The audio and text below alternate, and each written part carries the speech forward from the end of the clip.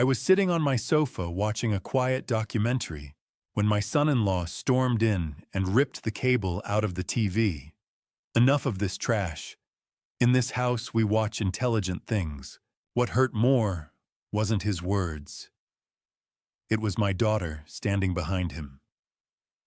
After 18 months living under my roof, she didn't defend me. She avoided my eyes and nodded in agreement with her husband. I said nothing. I quietly went upstairs. That night, I made a decision.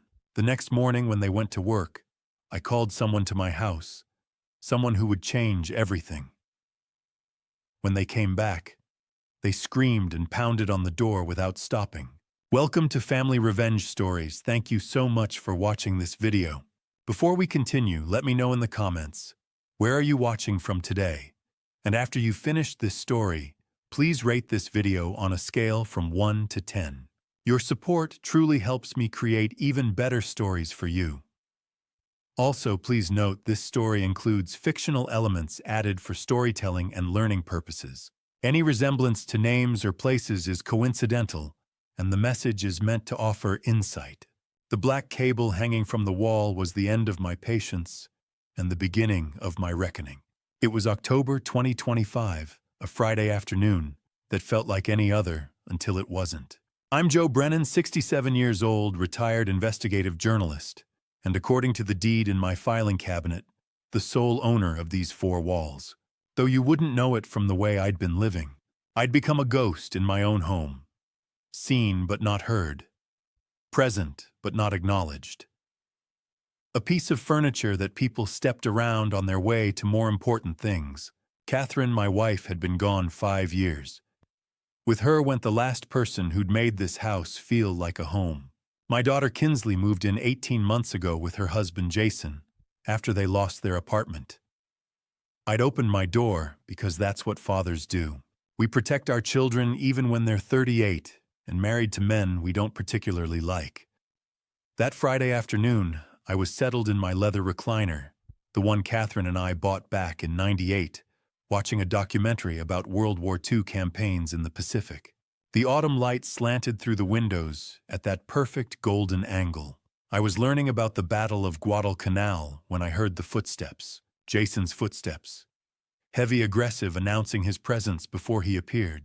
He filled the doorway at 4:30 like a storm cloud. Jason Caldwell, 40 years old, allegedly a real estate agent, though I'd never seen evidence of a single sale. He wore one of those expensive shirts that cost more than my weekly grocery budget. Enough of this garbage, he announced, not asked. This house needs to raise its standards. I looked up from the screen. Excuse me, got this trash you watch all day. He gestured dismissively at the television. It's bringing down the intellectual energy of the entire house. We need to be better than this, Joe. Notice he called me Joe, not Dad, not Mr. Brennan, just Joe, like we were buddies, like he had any right to march into my living room and make demands. It's a documentary about World War II, I said quietly. 42 years of journalism had taught me to keep my voice level when I wanted to shout. Educational programming. It's old men talking about old wars. He crossed the room in 3 strides. We're cultivating a more elevated atmosphere here, more refined. I should have seen it coming. Should have recognized the look in his eyes, that blend of contempt and entitlement I'd seen in dozens of criminals I'd exposed during my career. But this was my home, my sanctuary. Jason reached behind the television and yanked the cable out with one sharp pull. The plastic connector cracked. The screen dissolved into static, then darkness. The documentary narrator's voice, mid-sentence about Marine sacrifices, was cut off as abruptly as if I'd been the one to die. "Whoa there," he said, holding up the severed cable like a trophy. "That's better. Now maybe you can spend your time on something worthwhile instead of rotting your brain." I sat frozen, the remote still in my hand. Useless now. A piece of plastic pointing at a dead screen. "We'll discuss more appropriate entertainment options at dinner," he called over his shoulder, already walking away. Kinsley and I have some ideas about bringing this household into the 21st century. The front door opened at 6:15.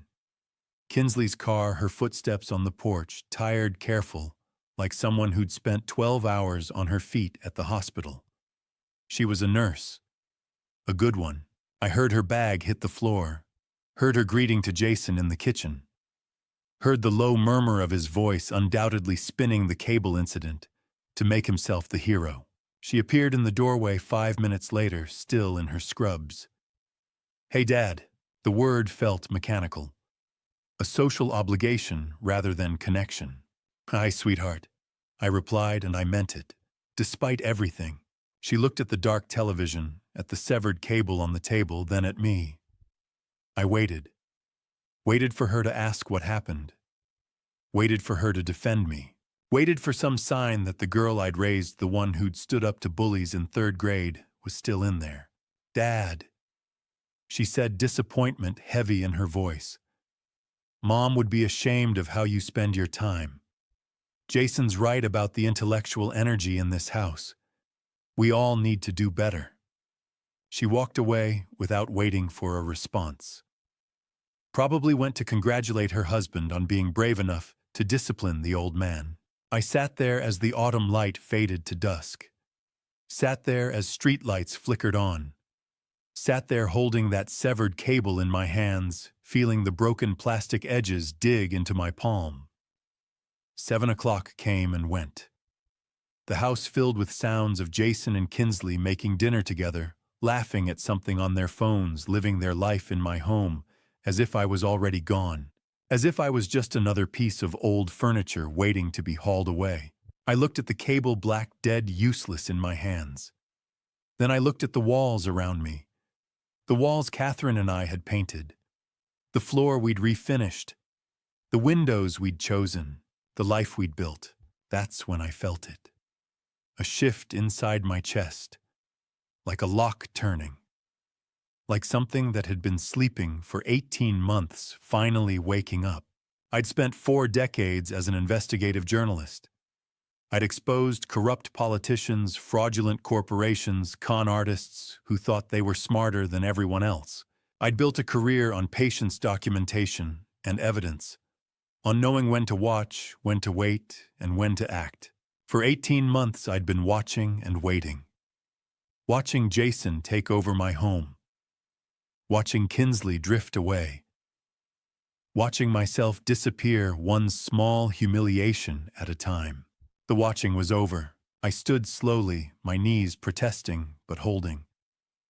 I walked to my bedroom, the one room they hadn't claimed, and pulled out a yellow legal pad from my desk drawer. The kind I'd used for every investigation I'd ever conducted. At the top of the page I wrote October 18th, 2025, the cable. Below it, I began listing everything I'd noticed, but been too tired, too sad, too passive to act on. The credit card bills with unfamiliar charges, the whispered phone calls, the way Jason's eyes calculated the value of everything in my house when he thought I wasn't looking. I didn't sleep that night. How could I? Every time I closed my eyes, I saw the cable falling, heard Kinsley's voice defending him. By 11 o'clock, I stopped pretending rest was possible. I lay, staring at the ceiling, listening to the house breathe and settle until a thought cut through the fog with brutal clarity: stop being a victim, start being a journalist. The shift felt physical, like flipping a switch that had been untouched for years, maybe longer. Maybe since Catherine died, and grief softened me, made me passive grateful for scraps of attention from my daughter. Somewhere along the way, I'd traded self-respect for proximity. Tonight that ended. At 11:30, voices drifted through the wall. Jason and Kinsley's bedroom shared it with mine, an arrangement that felt more invasive each day. I couldn't hear words, only the low cadence of his voice and her occasional replies. They were planning something. Probably about me. Probably how to manage the old man now that lines had been drawn. Let them talk. While they planned, I'd move. At midnight, I decided. I slipped from bed, pulled on the flannel robe Catherine gave me our last Christmas, and moved into the hallway in socked feet. The house was dark, except for the thin bar of light beneath their door. I paused, listening. Silence. Either asleep or occupied in ways I refused to imagine. I moved like I hadn't in years, slow and deliberate, rediscovering instincts forged on stakeouts and late-night investigations. Weight balanced, floorboards memorized, patience overriding urgency. Funny how the body remembers. My old study now. Jason's office sat at the end of the hall. The door wasn't locked. Why would it be in Jason's world I was harmless? A pensioner who watched television and complained quietly. Someone you could sideline while absorbing his life. His home, his authority. I turned the handle at 1 a.m. The room no longer smelled like books and polish. It stank of cologne and energy drinks. My desk was buried under fast food wrappers and scattered papers, and there, faintly glowing in sleep mode, sat his laptop. I sat in my chair and touched the trackpad. The screen lit instantly. No password, no hesitation. I almost laughed. For 42 years, I'd been an investigative journalist. I'd exposed corruption, fraud, and men who mistook power for immunity. I'd done it with discipline and evidence. And here sat Jason Caldwell, convinced I was too broken to notice anything. How had I missed it? Grief, loneliness, fear of losing my daughter. I'd swallowed indignities to keep family close. I'd paid with my dignity. That debt came due tonight. I began with browser history, luxury brands, restaurants I couldn't afford, then email, everything logged in, banking apps, texts synced. The arrogance was staggering. I took out my phone and photographed everything methodically. My hands were steady. This wasn't anger. It was clarity. Muscle memory. At 2 a.m, I found the credit card statements. My credit card, the one I hadn't used in months. The one meant for emergencies buried in my wallet. According to these statements, I'd been living extravagantly. $900 dinners, $3,000 shopping sprees, spa charges labeled luxury wellness, electronics I'd never seen, a weekend resort bill I couldn't pronounce. The charges spanned 6 months. Statement after statement. Each signature close to mine but wrong. Close enough for a glance. Not close enough to fool a man who'd signed his name for 67 years. $47,000. In half a year, my son-in-law had stolen $47,000, and he'd documented it all. I photographed every page, every forged signature, every absurd charge. 43 images in total. 43 quiet clicks sealing his fate. At 2:20, my blood iced. A door opened, footsteps, Jason heading to the bathroom. I closed everything, returned the desktop exactly as I found it, eased the laptop into sleep mode. The footsteps approached. I pressed myself against the wall, heart hammering. The bathroom door shut. Water ran. I slipped into the hall and back to my room, moving fast but silent. Behind me, the bathroom door opened again. Jason padded past. I closed my door and sat on the bed. At 2:30, phone clenched, adrenaline finally catching up. I waited until I was certain he'd gone back to sleep. My hands shook now, but the evidence was safe. The fraud wasn't the worst thing on that laptop. I'd glimpsed emails with subject lines that turned my stomach. Those would wait. I'd risked enough. I scrolled through the photos once more. Clear, legible, damning. For decades, I'd chased truth. Tonight, the truth had come to me. I should have slept. The credit card evidence was enough. But at 2:30 in the morning, sitting on my bed with my phone, my thumb kept scrolling through the photographs. That's when I saw it. An email thread I'd captured almost by accident. Subject line, Re Joseph Brennan, long-term care options. My stomach dropped. I enlarged the image. The exchange was between Jason and someone named Susan Whitfield, senior living consultant at Sunrise Meadows Memory Care Facility. Memory care. They thought I needed memory care. The first email was dated August 15th, 3 months ago. Jason's message was brief. Hi, Susan. Thanks for taking my call yesterday. I'm looking into options for placing an elderly relative. He's becoming increasingly difficult to manage at home. What's the process for admission? Elderly relative. Difficult to manage. As if I was a problem to be solved rather than the man who owned the house he was living in. Susan's response came 3 days later, professional and sympathetic. We understand how challenging it can be when a family member shows signs of cognitive decline. Our facilities require documented evidence of such decline, as well as family consensus regarding professional care. We need medical assessments, proof of inability to maintain independent living, and either the patient's consent or legal power of attorney. I was 67 and sharper than I'd been at 40, but Jason was building a case that I was losing my mind. The September 10th email made my hands shake. Jason wrote, "The old man is stubborn but showing signs. Confusion about dates, repeating himself, occasional disorientation. My wife agrees he needs professional care. We're both concerned about his safety. What documentation would you need from us? Lies." Every word was lies. I'd never been confused or disoriented. This was pure fabrication to justify warehousing me while he sold my house, and he claimed Kinsley agreed. My daughter, who'd promised at her mother's funeral to always take care of me, had apparently signed off on having me declared incompetent, unless he was lying about that too. Susan's response outlined the roadmap physician's assessment, documenting cognitive decline power of attorney established, while the patient was still competent enough to sign. Then admission paperwork. Jason had been laying groundwork.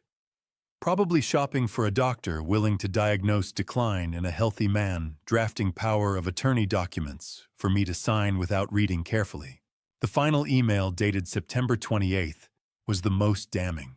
Jason wrote, "Attached is the brochure and preliminary application with his information. Once Joseph is placed in your care and power of attorney transfers, the house can be sold within 90 days. Property value around $800,000. After facility costs are deducted, that should leave a substantial amount for managing his ongoing care. $800,000. My house, the one Catherine and I bought in '83 for $62,000. The house we'd painted together, where we'd raised Kinsley, where we'd built our life. To Jason it was just an asset to liquidate, and I was just an obstacle to remove." I zoomed in on the attached PDF, an application form for Sunrise Meadows with my full name typed at the top, Joseph Robert Brennan. Date of birth, Social Security number, all filled in without my knowledge or consent. I looked at Catherine's photo on my nightstand, our 30th anniversary, a year before cancer. She was laughing, eyes bright. "Kate," I whispered, "I wish you were here. You always knew when I was being too soft, too trusting, but she was gone, and I was alone with this mess. I'd let grief and loneliness override my judgment.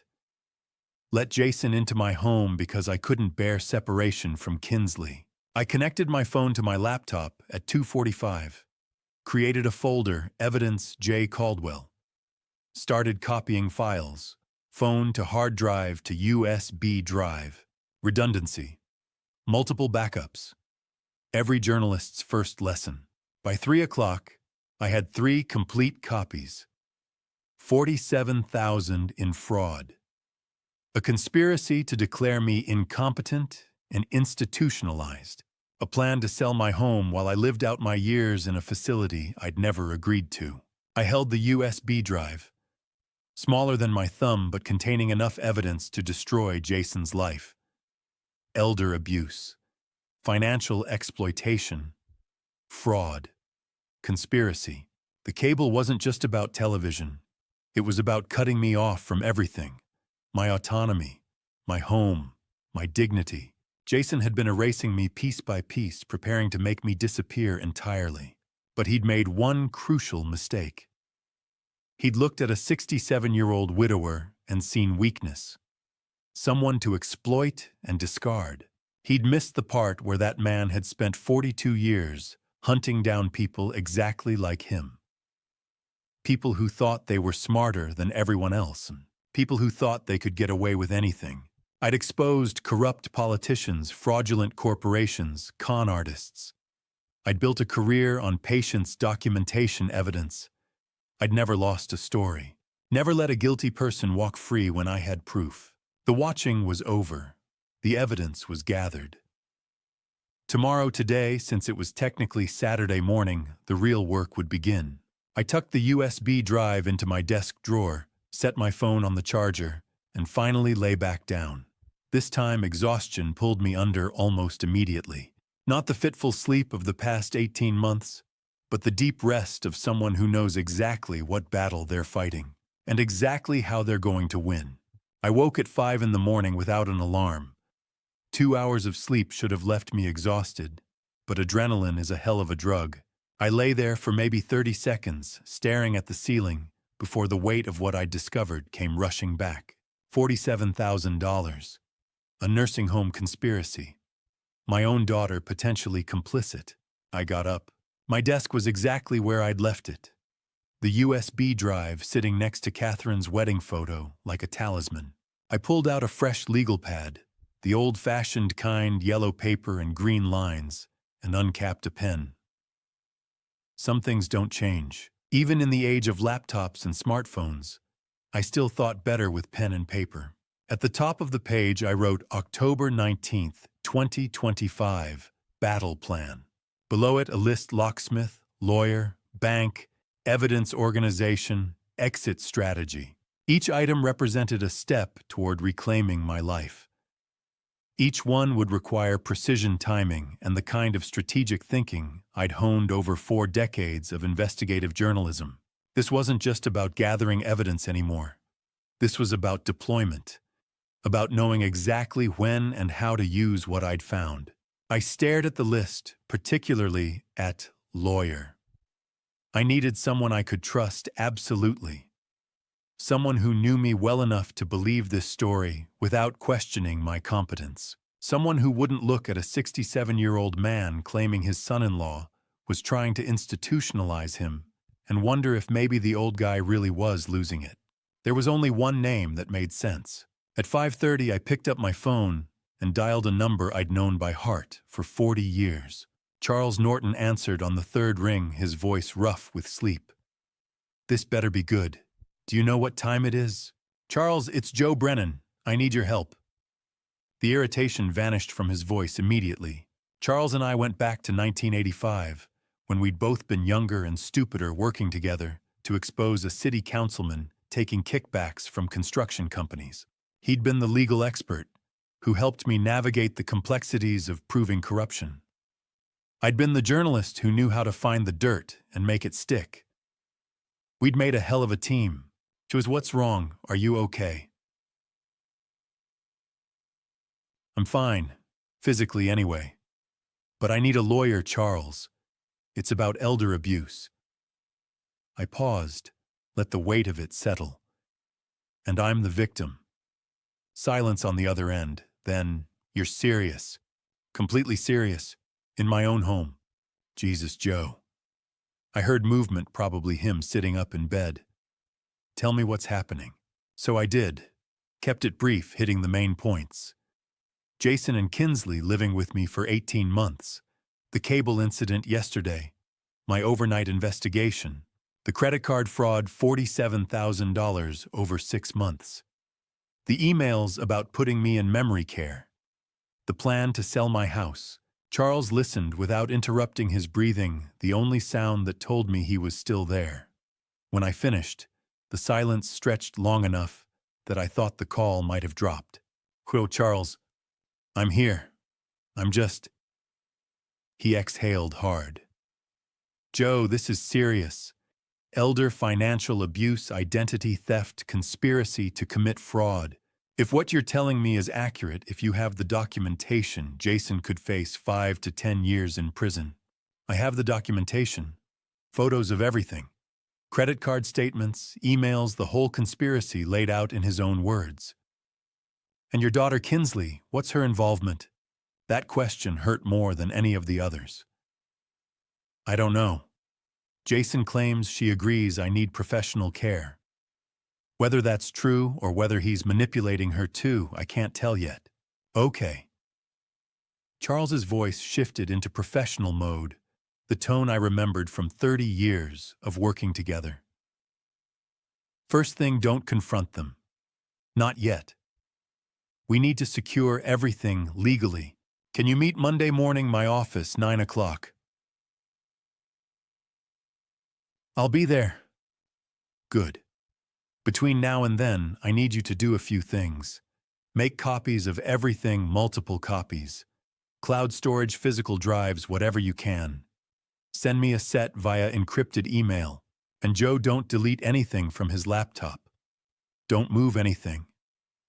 We want to preserve the evidence chain. Already ahead of you on the copies. Cloud laptop, USB drive. I heard him smile through the phone.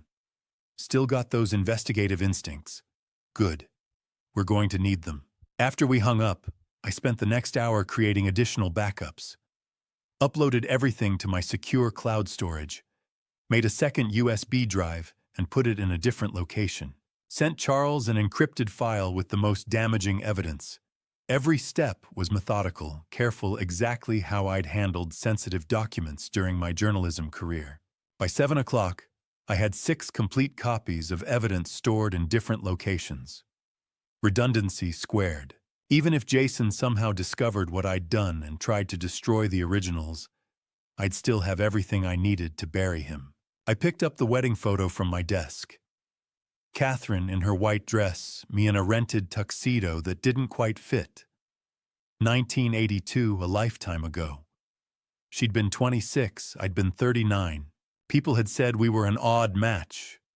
Her so young and full of life, me already set in my serious journalist ways. But she'd understood me in ways no one else ever had.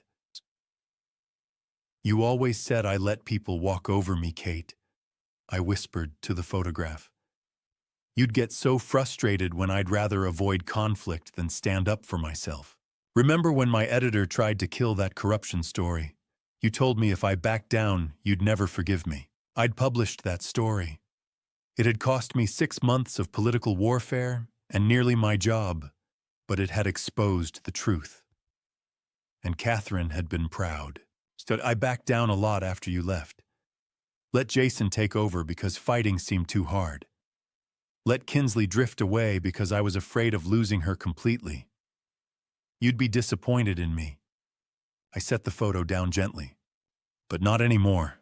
Watch me fight, sweetheart. This one's for both of us. At 8 o'clock, I heard movement upstairs. Water running, footsteps.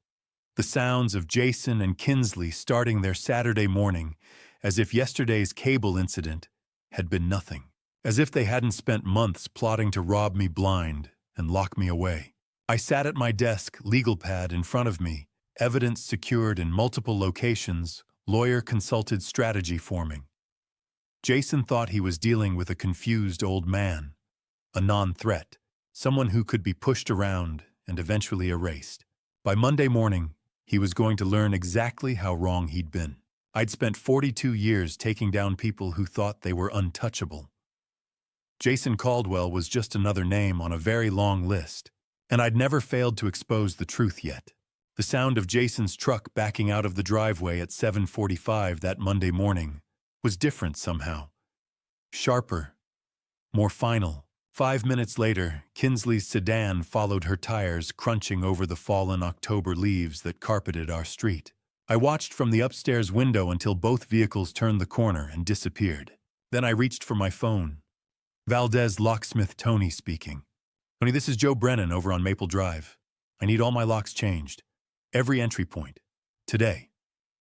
There was a brief pause on the line. Tony Valdez had been in business in our neighborhood for 30 years. He'd rekeyed my house back in 2003 when we'd lost a set of keys at the grocery store. Catherine had been with me that day, laughing about how we'd torn the car apart looking for them. How soon can you be here, Joe? 9 o'clock work for you? I'll be there. Standard deadbolts on all doors. Big high security. The best you've got. Another pause, shorter this time. Tony was a pro. He knew when not to ask questions. Got it. See you at 9. I hung up and looked at the clock. 1 hour and 15 minutes until the first lock turned. Until the first piece of my home became mine again. I spent that hour moving through the house like a ghost, cataloging everything that would soon be behind new locks. The front door where Jason had stood 2 nights ago with that black cable in his hand. The back door where he'd started parking his truck too close to mine, boxing me in. The garage door, the basement entrance. 4 points of entry.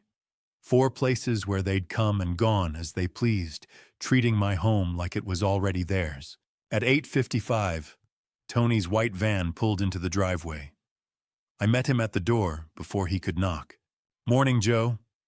He was carrying 2 heavy toolboxes and had a duffel bag slung over his shoulder. Professional, efficient. "Let's start with the front door, then work our way around, whatever you think is best." He set down his equipment and pulled out a drill. "This won't take long. High-security deadbolts, thumb turn on the inside, keyed on the outside. You'll get 5 sets of keys for each lock. 5 sets." I hadn't thought about that. 5 sets meant control. 5 sets meant I could decide who got in and who stayed out. The drill bit into the old lock at 9:15. The sound cut through 18 months of silence, of tiptoeing around my own home, of pretending not to hear them in the next room, planning my future.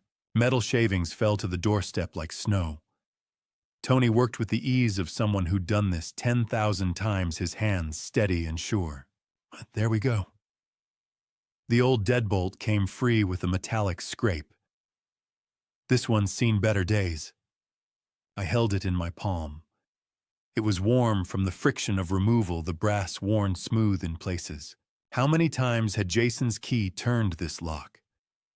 How many times had they walked through my door without knocking, without asking, treating my threshold like it was theirs? "Toss it, please." He dropped it into a bucket with a satisfying clang and reached for the new lock. This one was chrome, heavy, solid. When he installed it and handed me the first key, it felt like holding a piece of my dignity.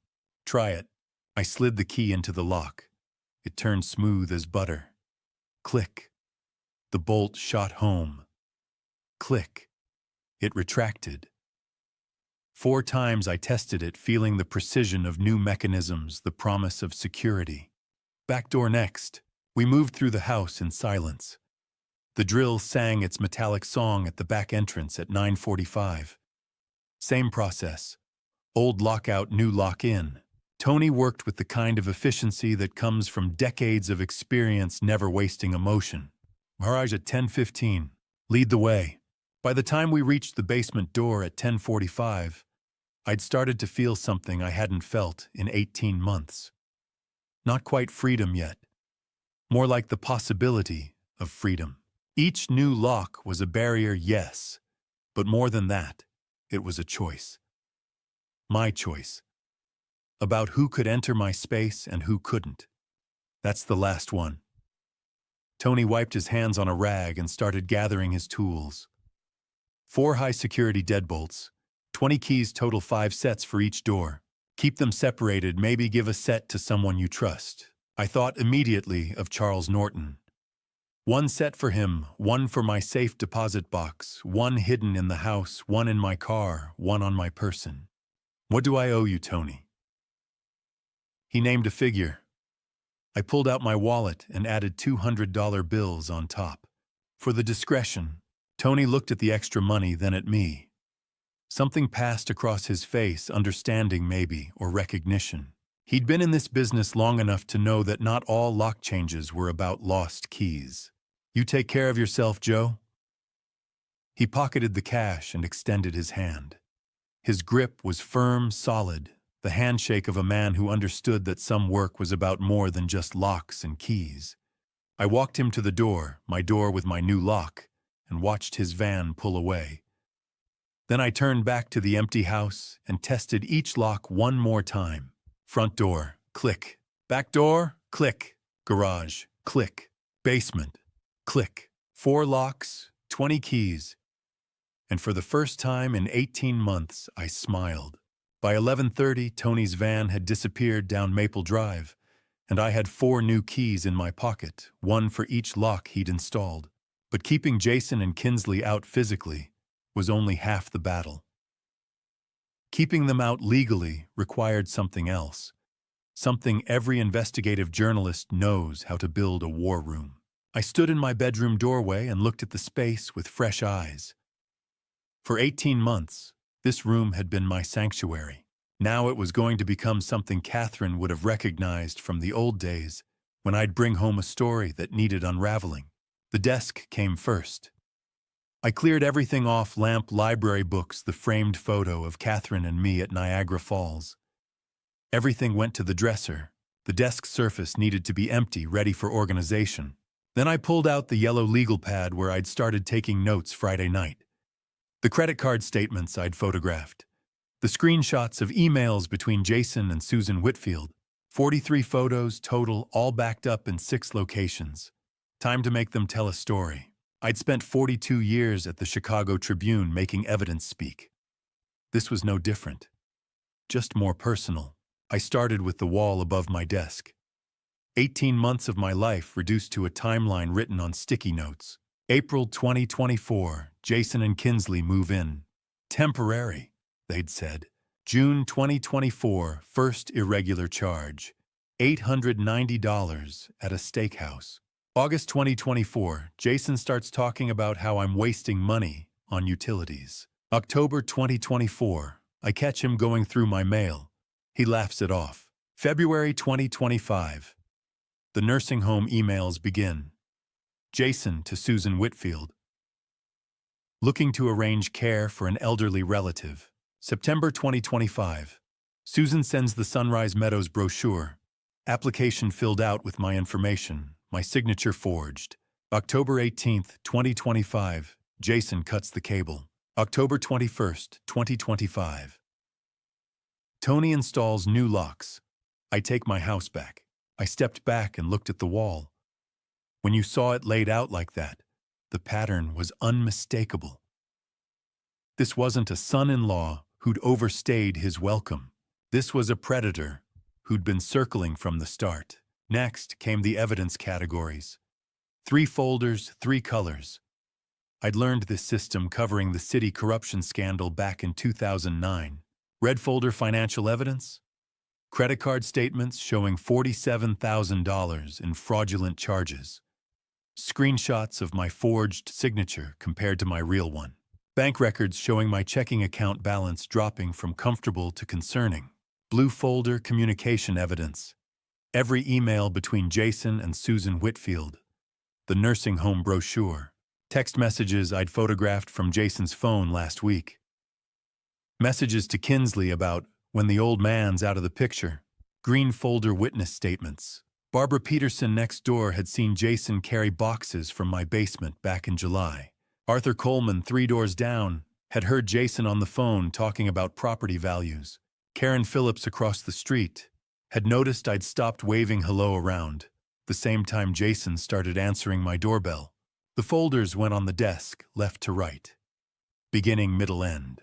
At 11:45, I picked up my phone and dialed a number I hadn't called in 6 months. Stephen Hughes. Steve, it's Joe Brennan. Silence. Then, Joe, haven't heard from you since spring. Everything okay? Stephen Hughes and I had worked together for 20 years at the Tribune. He'd moved to the Sun-Times in 2015, but we'd stayed in touch, the kind of friendship built on shared newsroom cynicism. I need a favor. Can you track down an address for me? Oh, what kind of address? The kind someone needs when they lose their apartment and have to find something cheap. Fast. Stephen knew better than to ask too many questions. Give me 2 hours. I'll text you. Thanks, Steve. I hung up and went back to the desk. One more piece to complete the war room. The summary. In journalism, we called it the nut graph, the paragraph that explained the whole story. I opened my laptop and started typing. The 5 W's. Who, what, when, where, why. Joseph Brennan, 67, retired investigative journalist, is the sole owner of a residential property valued at approximately $800,000. In April 2024, his daughter Kinsley Brennan and son-in-law Jason Caldwell moved into the residence under pretense of temporary housing. Over 18 months, Jason Caldwell engaged in systematic financial exploitation, including credit card fraud, totaling $47,000, identity theft, and conspiracy to unlawfully commit the victim to a long-term care facility for the purpose of obtaining control of the property through fraudulent power of attorney. 3 sentences. Everything that mattered. By 2 o'clock, the war room was complete. Timeline on the wall. Evidence in folders. Summary report printed. I stood in the middle of my bedroom and felt something I hadn't felt since Friday afternoon. Control, not angry, desperate control. This was colder, more methodical. The control of a man who'd spent his career taking down people who thought they were untouchable. My phone buzzed. Text from Stephen found 3 possibilities. Oak Towers on 4th Street is closest and cheapest. Studio apartments. Month-to-month leases. I saved the address and looked at the war room one more time. Evidence collected. Timeline established. Witnesses identified. The war room was ready. The evidence was sorted. Now came the part every journalist understands: proof means nothing if you don't act. Untouched facts are just paper in a folder. At 2:30, I grabbed my car keys and drove to Community First Bank on Oakwood Avenue. The same branch where Catherine and I opened our first joint account in 1983. The same place that had handled my Tribune paychecks for 42 years. The same tellers who knew us by name and sent flowers when Catherine died. Now I was here to tell them my own family had been stealing from me. The lobby was calm for a Monday afternoon. 2 tellers behind the counter. An elderly couple speaking quietly at the mortgage desk. Fluorescent lights humming overhead. I approached the reception desk, where a young woman wearing a name tag that read Jessica looked up. "I need to speak with a branch manager," I said. "Do you have an appointment, sir?" "No. It's about fraud on my account." "It's urgent." Her expression changed instantly. "Please have a seat. I'll check if Ms. Foster is available." I sat in the waiting area with the red folder resting on my lap. Through the glass walls, I could see Linda Foster inside her office phone pressed to her ear. Mid-50s dark hair, pulled back posture, sharp with decades of banking experience. She glanced up, recognized me, and nodded. 10 minutes later, Jessica led me inside. Mr. Brennan. Linda stood and shook my hand firmly. Jessica mentioned fraud. "Please sit." I placed the red folder between us. "Ms. Foster, I need to report identity theft and credit card fraud. I'm the victim." Her eyebrows lifted slightly. "When did you discover the activity?" "Friday night. But it's been happening for 6 months." I opened the folder. Credit card statements with highlighted charges, signature comparisons, screenshots showing luxury purchases I never made. Linda leaned forward, scanning each page. When she reached the signature comparison, her mouth tightened. "Mr. Brennan," she said quietly, "this totals $47,000. "Yes, and you only discovered this recently." I trusted the wrong person. She looked at me, and I recognized that look the moment when a professional realizes this isn't a minor issue. Who did this? My son-in-law. He intercepted my mail, forged my signature, and used my credit card without permission. She exhaled slowly and reached for her phone. "This qualifies as elder financial abuse. It's a serious crime." "I know. I covered financial crimes for the Chicago Tribune." Something shifted in her expression. Recognition, maybe respect. She dialed an internal number. "This is Linda Foster, Oakwood branch. I need fraud services for identity theft and unauthorized use. Amount approximately $47,000 over 6 months." She listened. "Yes, I'll hold." While waiting, she pulled up my account history. I watched her scroll through transaction after transaction. Steakhouses I'd never visited, boutiques I'd never entered, a luxury hotel stay while I'd been home watching documentaries. "Yes, I'm here," she said into the phone. "Account number." She read it aloud. "Freeze all cards immediately. Initiate disputes on all flagged charges. The customer is present with documentation." "Understood." She ended the call and faced me. "Your card is frozen as of now. No purchases can be made. We're also placing enhanced fraud protection on your account. Any transaction over $50 will require voice verification directly from you." "Good. I'll also give you documentation for law enforcement and legal counsel." She glanced at the folder. "Do you have an attorney?" "Charles Norton." Her lips curved slightly. "Charlie Norton, I know him." "You're in good hands." She spent the next 20 minutes generating reports, completing affidavits, and creating a formal trail. Each time I signed my name, my real signature, I felt a measure of control return. "Mr. Brennan," she said carefully, "does your daughter know what her husband has been doing?" The question hit harder than any number on those statements. "I don't know," I said, "but I'm going to find out." She organized the paperwork and handed me a final folder. "This confirms the fraud report, case number, disputed amount, date filed. Keep copies." "I always do." She smiled faintly. "Journalist habit." "Something like that." She walked me to the door. "I'm sorry this happened. No one should have to defend themselves from family." No, I agreed. They shouldn't. I left the bank at 4 o'clock, with the fraud confirmation in hand and $47,000 officially frozen. The October sun slanted low across the parking lot, shadows stretching long. In less than 2 hours, Jason and Kinsley would come home. They'd pull into the driveway like every Monday. Jason would reach for his key, and it wouldn't work. I drove home with the fraud report on the passenger seat, ready for what came next. The house was quiet when I walked through the front door at 4:30. The new lock turned smoothly under my key now not theirs. I set the bank's fraud confirmation letter on the kitchen counter and looked at the clock on the microwave. Jason and Kinsley usually got home between 6 and 6:30. That gave me 2 hours. I climbed the stairs to the bedroom they'd been using.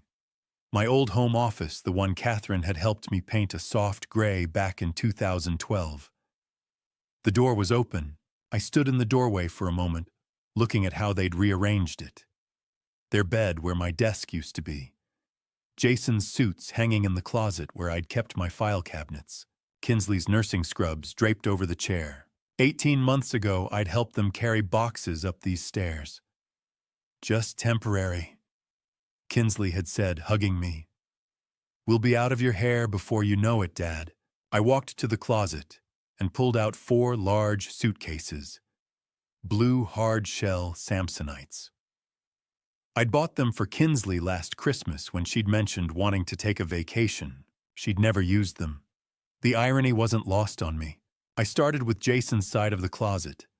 Suits came off hangers and went into the first suitcase. No folding, no care. Just removal. Gray suit, navy suit. The expensive charcoal one he'd worn to some real estate conference in August, probably paid for with my stolen credit card. Shoes went next. Dress shoes, sneakers, the Italian leather loafers that cost $600, according to the statement Linda Foster had shown me. Into the suitcase. All of it. His toiletries from the bathroom. Electric razor, cologne, hair gel.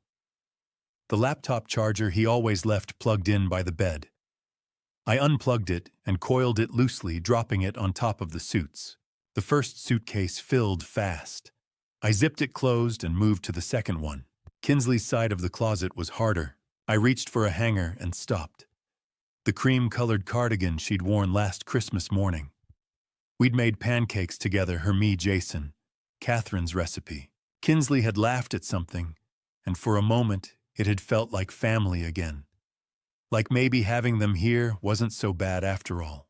I folded the cardigan carefully and placed it in the suitcase. Her nursing scrubs, her sneakers, the collection of scarves she kept organized by color, her hairbrush from the dresser. Each item felt heavier than it should have. I opened her nightstand drawer to pack whatever was inside and found a photograph. 5x7 in a silver frame I'd given her when she graduated high school. Kinsley at 5 years old, gap-toothed smile, clutching the teddy bear I'd won for her at the county fair. She'd named it Mr. Buttons. Slept with it every night until she was 12. I sat down on the edge of the bed, holding the photo. I'd helped her pack for college in 2007, driven her to Northwestern with a trunk full of dreams and new bed sheets, watched her walk into the dorm with that same gap-toothed confidence, ready to become a nurse and help people. 18 years later, I was packing her belongings to put her out of my house. The weight of it settled in my chest. Not anger, something else. Something that felt like grief. I loved my daughter more than life itself. I'd have given her anything. I had given her everything. This house, my trust, 18 months of benefit of the doubt. But I couldn't let that love destroy me. Not anymore. I placed the photo face down in the suitcase and kept packing. The second suitcase filled. Then the third. By the time I zipped the fourth one closed, my hands were shaking. Not from weakness, from the finality of it. Getting the suitcases downstairs was harder than I'd expected. 67-year-old legs don't handle 4 trips up and down with 50-pound loads the way they used to.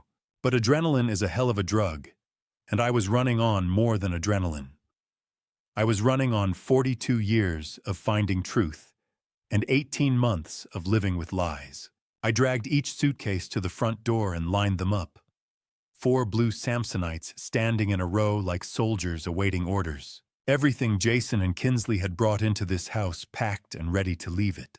The clock in the hallway read 5:28. I walked to the living room and sat in the armchair, the one Catherine had loved, the one that faced the front window. From here I could see the driveway. I could see when they pulled in, when Jason tried his key and realized it didn't work, when they saw the suitcases. I thought about the war room upstairs, the timeline on the wall, the evidence in folders, the fraud report from the bank in the kitchen, Charles Norton's office tomorrow morning at 9. I thought about the black cable lying in the box of old electronics in the basement, the cable that had changed everything. And I thought about Kinsley, my daughter, the gap-toothed 5-year-old who'd believed I could do anything, the 38-year-old woman who'd stood in this living room 3 nights ago and taken her husband's side while he humiliated me. Did she know? Had she known about the credit cards? The nursing home plan? Or had Jason played her the same way he'd played me? I didn't know. But in less than an hour, I was going to find out.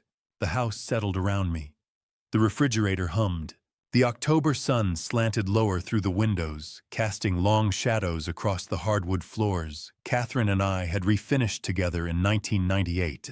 I sat in the armchair and watched the driveway, and I waited. The wait ended at exactly 6:07. I heard Jason's truck first, that aggressive rumble he thought made him sound successful. Then Kinsley's sedan, quieter, pulling in right behind.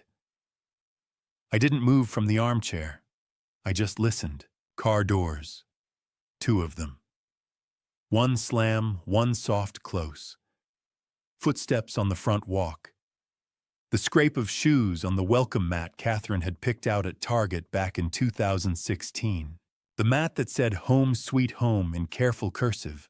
Then the sound I'd been waiting for. Metal on metal. A key sliding into a lock that no longer recognized it. Scraping, jiggling, a confused grunt. What the? Jason's voice muffled through the door. Key's not working. Must be stuck or something. Let me try. Kinsley's voice. Softer. Still trusting that there was a simple explanation. More scraping, more jiggling. The doorknob rattled. That's weird. Mine's not working either. I sat perfectly still in Catherine's chair. Through the front window, I could see their shadows on the porch. Jason bent over the lock. Kinsley standing behind him, her purse still on her shoulder. This doesn't make any sense. Jason's voice had changed. Sharper now. Suspicion creeping in. Joe, you in there? I didn't answer. The doorknob shook harder, metal grinding against metal. "I'm Joe if this is some kind of joke." "Maybe he's not home," Kinsley said. "Maybe there's something wrong with the lock. We should call a locksmith." "His car's in the driveway, Kins. He's home." Through the window, I watched Jason straighten up. Watched him look at Kinsley. Watched the moment when confusion started turning into something else. "Come on." His shadow moved away from the door. Back entrance. I listened to their footsteps circle the house. Listened to them disappear around the corner. At 6:12, I heard them at the back door. The same sounds: key, lock, failure, frustration. At 6:15, the garage door. Jason's voice carried through the walls. "What the hell is going on?" At 6:18, I heard them at the basement window. The one that stuck in humid weather. The one Jason had jimmied open last summer when I'd locked myself out working in the garden. It didn't open now. Tony Valdez had been thorough. The footsteps came back around to the front. Faster this time. Heavier. Then the pounding started. "Shtukyu." Jason's fist hit the door 3 times. Hard enough to rattle the frame. "I know you're in there, open the door." I stayed seated, kept my breathing steady, kept my eyes on the window where I could see him red-faced. Now Ty loosened one hand, braced against the door frame, while the other hammered. "Jason." Kinsley's voice was worried now. Actually worried. Jason calmed down. "Maybe something's wrong. Maybe Dad's hurt, or something's wrong, all right." Another 3 pounds on the door. "That old bastard changed the locks." Silence. I watched Kinsley's shadow go still. "What?" "The locks, Kinsley. He changed the goddamn locks. That's why our keys don't work." "But why would he do that? How the hell should I know?" "Maybe he's finally lost it. Maybe we need to call someone. Have him evaluated." "Joe." More pounding. The door shook in its frame. "Open this door right now!" Across the street, I saw movement in Barbara Peterson's window. The curtain pulled aside just an inch. Barb's face pale in the evening light, watching. Good. Witnesses mattered. "You can't just lock us out." Jason was shouting now. Full volume. The kind of shouting that carried down suburban streets on quiet October evenings. "This is my house too, I live here." "Jason, please." Kinsley's voice was small, scared. Not of me, I realized. Of him. Of whatever was happening that she didn't understand yet. "Open the goddamn door." The pounding intensified. Both fists now. The kind of noise that would have the neighbors calling the police if I let it go on much longer. I looked at the clock on the mantel. 6:19. 12 minutes since they'd arrived. 12 minutes of escalation. Of Jason revealing exactly who he was when things didn't go his way. I stood up slowly. My knees protested too much time sitting, too much adrenaline wearing off. I walked past the 4 blue suitcases lined up like soldiers, past the kitchen where the fraud report still sat on the counter, into the front hallway where the pounding was loud enough to hurt my ears. Through the peephole I could see Jason, face red, veins in his neck standing out, fist raised for another round of hammering. Behind him, Kinsley, hands pressed to her mouth, eyes wide. My daughter, 38 years old, and looking like she had at 5, scared, confused, needing someone to explain what was happening. I unlocked the deadbolt, the new one, the one that had cost me $240 and Tony Valdez's discretion. Then I opened the door. I opened the door exactly 6 inches. Just enough for them to see my face, not enough to step inside. The security chain stretched tight between us, a visible boundary they had crossed and could not undo. Jason's eyes dropped to the chain, then snapped back to me. Shock flickered into confusion, then hardened into rage. "Can I help you?" My voice was calm, steady. The voice I used in interview rooms when I needed someone to talk themselves into the truth. "Help us." Jason's face flushed red. What did you do to the locks? What the hell is wrong with you? This is my house. Actually, Jason, you may want to check the deed. This is my house, my name. Mortgage paid off in 2008. You were a guest. Past tense. Dad, Kinsley's voice cracked. Dad, what's going on? Why can't we get in? I looked at my daughter through that narrow opening. Her mascara was slightly smudged, her eyes tired and frightened.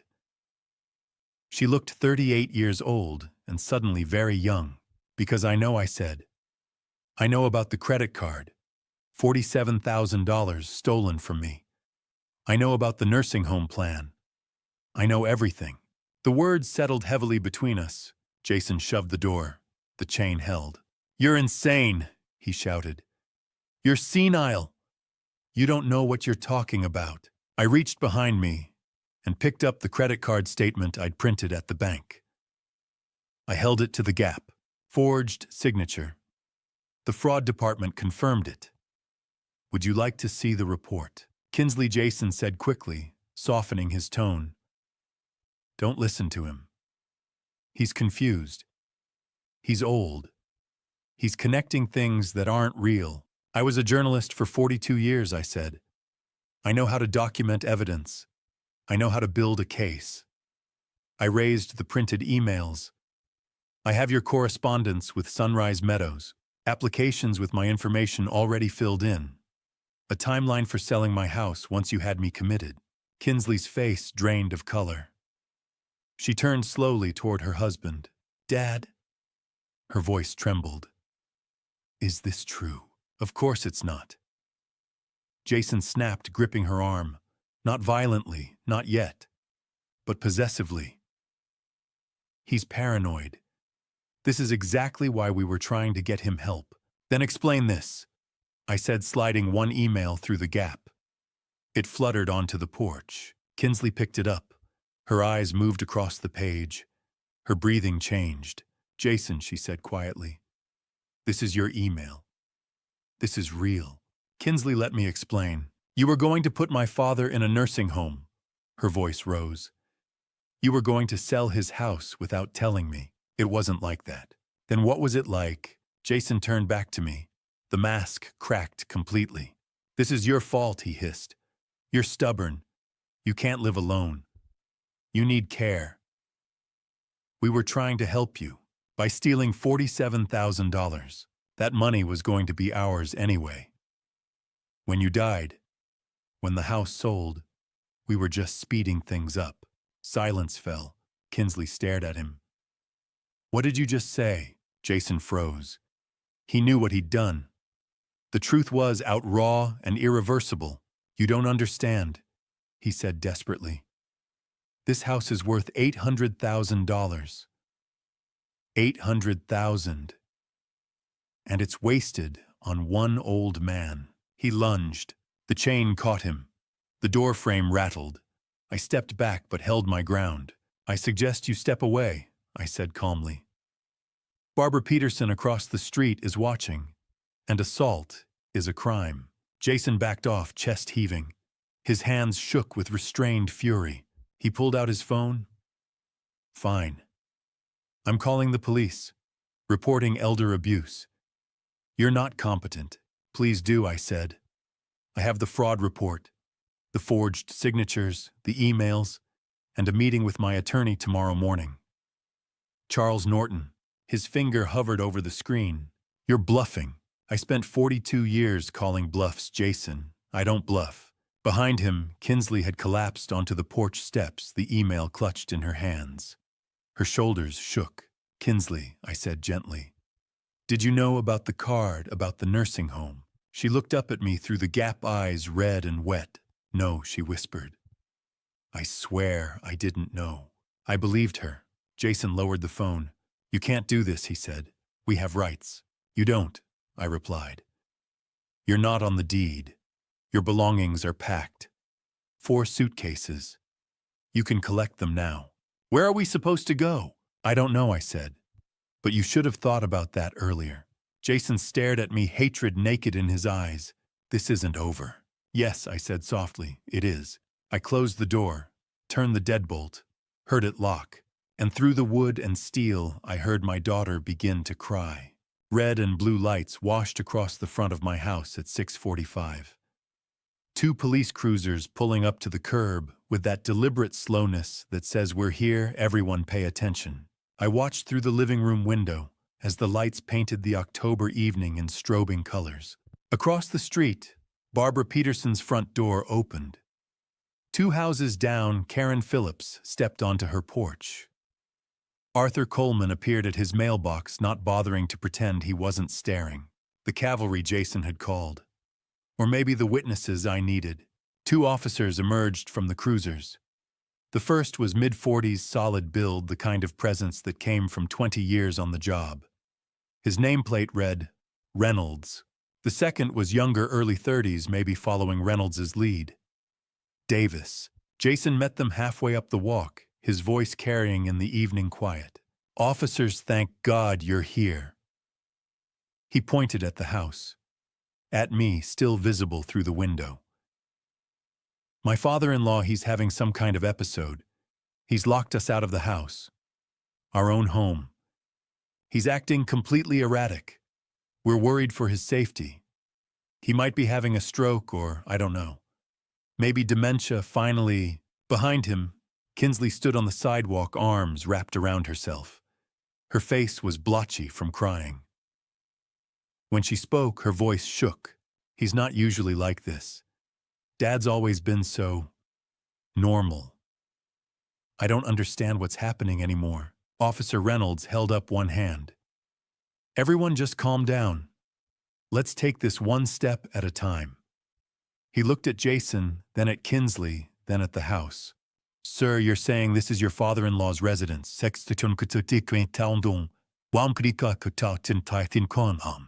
Yes, but we've been living here for 18 months. We're family. We have rights.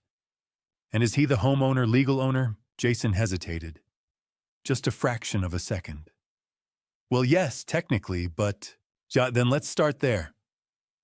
Reynolds walked up to the front door, knocked, professional, firm. Sir, police, can you come to the door, please? I was already there, standing behind the door I'd closed 15 minutes ago. I opened it, the same 6 inches chain still engaged. Officer Reynolds, yes, sir. Are you the homeowner? I am. Joseph Brennan, sole owner. Paid off the mortgage in 2008. Reynolds nodded slowly. His eyes took in the chain, the 6-inch gap, my calm demeanor. Mr. Brennan, your son-in-law called us. He says you've locked them out. He's concerned about your mental state. Officer, I'm a retired investigative journalist. I worked for the Chicago Tribune for 42 years. My mental state is fine. What's not fine is the $47,000 they stole from me. I paused. Could I show you something inside just you? Reynolds glanced back at Jason and Kinsley, then at his partner. Mr. Caldwell, Mrs. Brennan, please wait here with Officer Davis. I'm going inside to speak with Mr. Brennan. But you can't just... Jason started. Sir, this is his property. If he invites me in, I'm going in. Please wait here. I unhooked the chain and opened the door.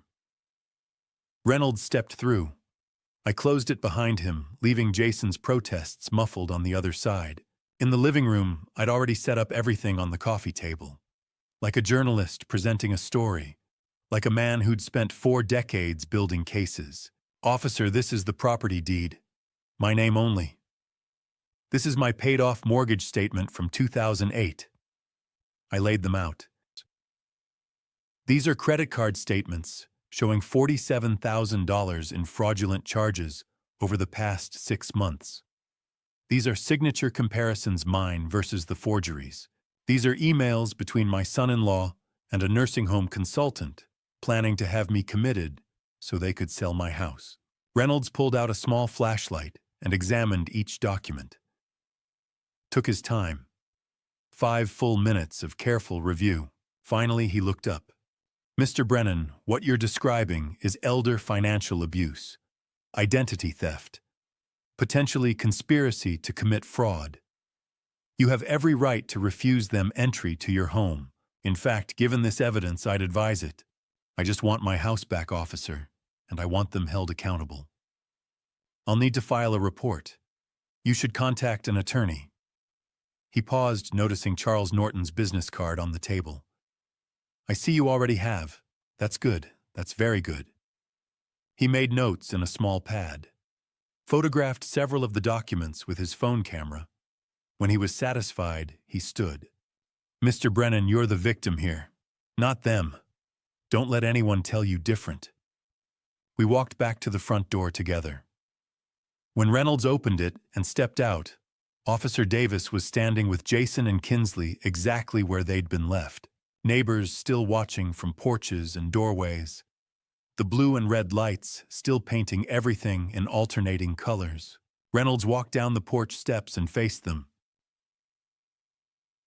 Mr. Caldwell, Mrs. Brennan, I've reviewed the situation. This property belongs to Joseph Brennan. He has provided documentation of financial crimes committed against him. You are not legal residents of this property. You need to leave. Now. Jason's face went red. This is absolutely insane. We live here. That old man is making things up. He's confused. Sir, I've seen the documents, bank statements, forged signatures, email correspondence about nursing home placement without his knowledge or consent. If you don't leave this property voluntarily in the next 5 minutes, I will arrest you for unlawful trespass and potentially for the crimes Mr. Brennan has documented. You can't be serious. I'm very serious, Mr. Caldwell. Officer Davis cleared his throat. Officers, there are 4 suitcases by the front door. Looks like Mr. Brennan has already packed their belongings. Reynolds glanced at me. I nodded. But then I suggest you collect them and leave. Now. The humiliation of it must have been excruciating. Jason Caldwell, who'd walked these streets for 18 months like he owned them now, forced to carry suitcases to his truck under the eyes of Barbara Peterson, Karen Phillips, Arthur Coleman, and half the block. He grabbed 2 suitcases. Didn't look at me, didn't look at the neighbors, just stormed to his truck with that aggressive stride that didn't quite hide the rage shaking his shoulders. Kinsley stood frozen on the sidewalk staring at the other 2 suitcases. Then she looked up at me, still standing in the doorway. Dad, 1 word. That's all she said. 1 word that contained 18 months of history and 38 years of being my daughter and the weight of realizing she'd chosen the wrong side. I didn't respond. Couldn't. The words were tangled somewhere between my heart and my throat, trapped by everything I wanted to say and everything I couldn't. She picked up the other 2 suitcases, walked to Jason's truck, loaded them in the back without looking at him either. They got in. Engine started. Jason backed out of the driveway, my driveway, for the last time. The truck rolled down Maple Drive, taillights getting smaller, turning the corner, disappearing. Officer Reynolds approached me where I still stood in the doorway. Mr. Brennan, you did the right thing. I know it doesn't feel like it right now, but you protected yourself. That matters. Yeah, thank you, officer. File that report with your attorney. Prosecute if you can. People like that, they don't stop until someone makes them. He handed me a card with his report number on it. Then he and Officer Davis got back in their cruisers and drove away, taking the blue and red lights with them. The street went dark again. Normal suburban October evening dark. Slowly, the neighbors went back inside. Barb Peterson last lingering on her porch, catching my eye. She nodded once. Just once. Then she went in too. I stood in my doorway, my house, my lock, my key, and looked at the empty driveway. 7:15 on a Monday night. 18 months of invasion ended in 30 minutes. I went inside and closed the door. By 8 o'clock, the street had gone quiet again. The neighbors had retreated indoors, though I was certain phones were ringing behind drawn curtains, voices replaying what they just witnessed. The police cruisers were gone. The red and blue lights had faded into memory, and I was alone, truly alone for the first time in 18 months. I closed the door, my lock, my house, and leaned back against it. I stood there with my eyes closed, drawing in a slow, careful breath, the kind I hadn't been able to take since April of 2024. The silence felt different. Not the tense silence of watching my words, wondering if Jason would be in one of his moods, or if Kinsley would give me that look that said, "Let it go, Dad." This silence had weight, but it didn't crush me. It belonged to me. I walked through the house slowly. The living room first. The armchair where I'd sat earlier waiting for them to come home. The coffee table where I'd laid out evidence for Officer Reynolds less than an hour ago. Everything was still. Everything intact. The kitchen came next. Jason's coffee mug sat in the sink, the expensive ceramic one with a smug quote about success. I washed it, dried it, and put it in the cabinet. Tomorrow I'd donate it. Tonight I just needed it gone. His shoes waited by the back door. Size 11 Nikes, barely worn. I picked them up, slid them into a plastic bag, and set them aside. His jacket hung over a dining chair. Navy blue. Real estate logo stitched over the chest. I folded it and added it to the pile. Each item I cleared felt like reclaiming territory. Like planting a flag on ground that had been occupied too long. This space is mine again. At 8:30, I opened the refrigerator and really looked inside. For months, I'd eaten whatever was quickest, whatever caused the least friction. Tonight, I pulled out pasta butter garlic. Simple. The kind of meal Catherine used to make when neither of us felt like fussing. I boiled water, minced garlic, melted butter in a pan. The smell filled the kitchen, warm and familiar, and for the first time since they'd moved in, the house smelled like my cooking. I sat at the dining table instead of standing at the counter. No television, no conversation. Just the sound of my fork against the plate and the steady hum of the refrigerator. Peaceful, that was the word. But peace invites memory. I thought about Kinsley, about the way she'd looked at me on the sidewalk when she said, "Dad." One word carrying 18 months of confusion and 38 years of being my daughter. Did she know about the nursing home plan, about the credit cards? Or had she been fooled too, manipulated by a man skilled at control? The doubt crept in quietly. What if she truly didn't know? What if I'd destroyed my relationship with my daughter over something done without her consent? Then I remembered she'd defended him every time. When he took over my mail, when he spoke to me like a child, when he made me feel like a guest in my own home.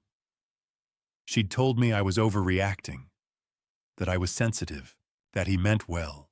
She had chosen him, repeatedly. At 9, I called Charles Norton. He answered quickly. "Joe, I was waiting to hear from you. The police came. Officer Reynolds reviewed everything, told them to leave. They're gone." "That's good," he said. "How are you holding up?" "I don't know yet. That's honest. Listen, you did everything right. But you need to prepare yourself. Jason won't accept this quietly. I know. Stay in your house, but be careful. Lock your doors. Call me if anything happens." "I will. We'll meet tomorrow at 9. We'll start the legal process. Restraining order, civil suit, possibly criminal charges. See you then." After I hung up, the house felt larger, quieter. The old clock Catherine bought in 1994 ticked steadily on the mantel. At 10, I turned on the news. Watched stories that had nothing to do with me. Tried not to imagine where Kinsley and Jason were sleeping. My eyes drifted to a photograph on the side table. Catherine, 45, smiling in our backyard. 2002. Healthy. Happy. Did I do the right thing? I asked the empty room. Did I choose survival over our daughter's happiness? The photo didn't answer. Memory did. Catherine in the hospital, October 2020. Frail but sharp-eyed. She'd squeezed my hand and made me promise. "Take care of Kinsley," she whispered. "I will." "But Joe," she'd said, tightening her grip. Promise you'll take care of yourself too. Don't let anyone make you small, I'd promised. 3 days later, she was gone. 5 years later, I'd finally kept both promises. At 11, I went upstairs. Brushed my teeth in a bathroom free of Jason's cologne. Slid into my bed, and pulled the covers close. The house creaked in familiar places. The October wind brushed the windows. Tomorrow would bring lawyers, judgment, and consequences. But tonight I was just tired. 3 days passed in a strange kind of limbo. On Tuesday, I met Charles at his office and signed paperwork. Restraining order petition, fraud declarations, civil suit preparation. My signature, my real signature, went on document after document, while Charles explained timelines in that calm attorney voice that made everything sound survivable. On Wednesday, I called a glazier to replace the front window, the one where the cable had hung. I told him I'd broken it while moving furniture, a small lie, but easier than explaining I needed to erase the reminder. I called Kinsley twice that day, both times voicemail. I didn't leave messages. I had no words that wouldn't sound like accusations or apologies for surviving. By Thursday morning, worry had teeth. It gnawed through breakfast, through my second cup of coffee, through the news I wasn't really watching. So I did what I'd done for 42 years. I investigated. At 9, I called Stephen Hughes. Joe was hoping you'd call. I got what you asked for. That was fast. Old habits. Papers rustled.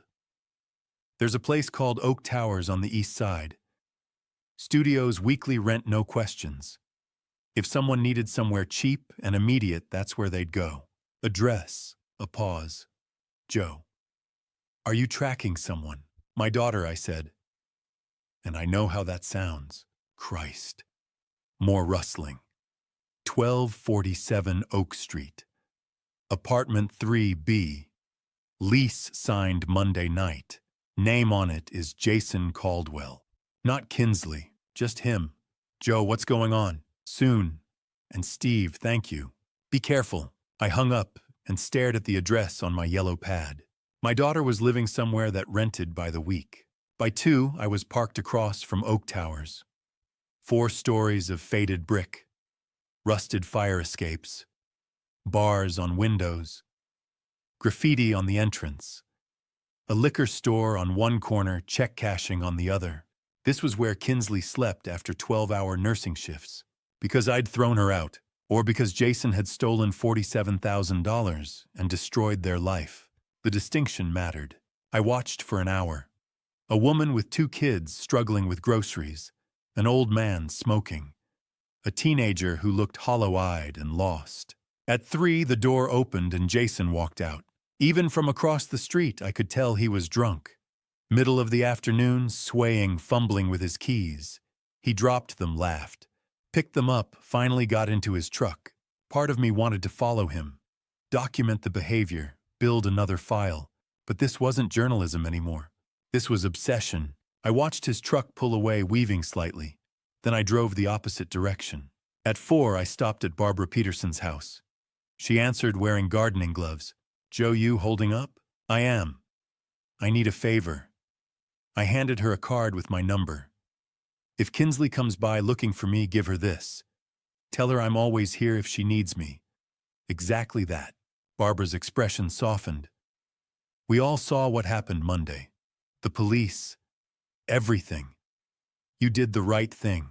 Did I? Joe, we've lived here 30 years. We know who you are. Don't doubt yourself now. I nodded and left before I said something I couldn't take back. At 6, Charles called while I made dinner I wasn't hungry for. Restraining order hearing is next Thursday. Police officially opened the fraud investigation. Civil suit will be filed early November. That's good. One more thing. I tried reaching your daughter. She hasn't responded. She's not answering me either. How are you handling that? I'm giving her space. She needs to see who Jason really is on her own. And if she doesn't, then I accept I protected myself and told the truth. The rest is her choice. Charles was quiet. That's healthy, Joe. But it still hurts. Yes. By 10, I sat in the living room, with the TV muted decaf cooling untouched phone face up on the table like it might ring if I stared hard enough. It didn't. I thought about Kinsley in that apartment, about Jason drunk at 3 in the afternoon, about the kind of man who ruins everything and then numbs himself while his wife works herself raw. I thought about Catherine's promise. Take care of Kinsley, but also take care of yourself. Was I doing that, letting her live in Oak Towers while I worried in my paid-off house? Or was this the only thing left, letting her see the truth without me forcing it? The phone stayed silent. Outside, the October wind rattled the newly repaired window, and I waited, still waiting for my daughter to come home. Friday passed quietly, too quietly. I went to bed around midnight, exhausted from another day of waiting for phone calls that didn't come, but I couldn't shake the feeling that something was coming, that the stillness was temporary, that men like Jason Caldwell don't accept defeat, they marinate in it until it turns to rage. At 2:14 in the morning, I learned I was right. Quick note. What follows contains some fictionalized elements added for educational purposes, but the lessons I'm sharing remain meaningful. The sound of breaking glass tore through my sleep like an alarm I couldn't turn off. Not a crack, not a tap. A full-volume crash that said something heavy had just gone through something expensive. I was up before my brain fully processed what was happening. Heart slamming in my chest, phone already in my hand. 42 years of journalism had trained me to grab documentation. First, ask questions. Second, another crash. Living room window. I ran to the upstairs window that overlooked the front yard and looked down. Jason Caldwell stood in my driveway, illuminated by the streetlight, holding a baseball bat, like it was the only thing keeping him upright. His truck was parked crooked at the curb driver's door, still hanging open. Even from the second floor, I could see the way he swayed. Drunk didn't begin to cover it. This is my house. His voice carried through the October night, loud enough to wake the whole street. Slurred, furious. You stole it from me, old man. You stole everything. He swung the bat. My mailbox, the one Catherine and I had installed in 1997, exploded into splinters. I unlocked my phone and started recording. Timestamp 2:16 a.m. Jason staggered toward the flower pots on the porch. The ceramic ones we'd bought at the farmer's market last spring. The bat connected. Terracotta shards and dirt sprayed across the walkway. Then he pulled something from his jacket pocket. A spray paint can. In the streetlight's glow, I watched him shake it and approach the garage door. He painted. I couldn't make out all the words from where I stood, but I didn't need to. The letters were big enough, crude enough, that their meaning was clear even in the dark. I called 911. 911, what's your emergency?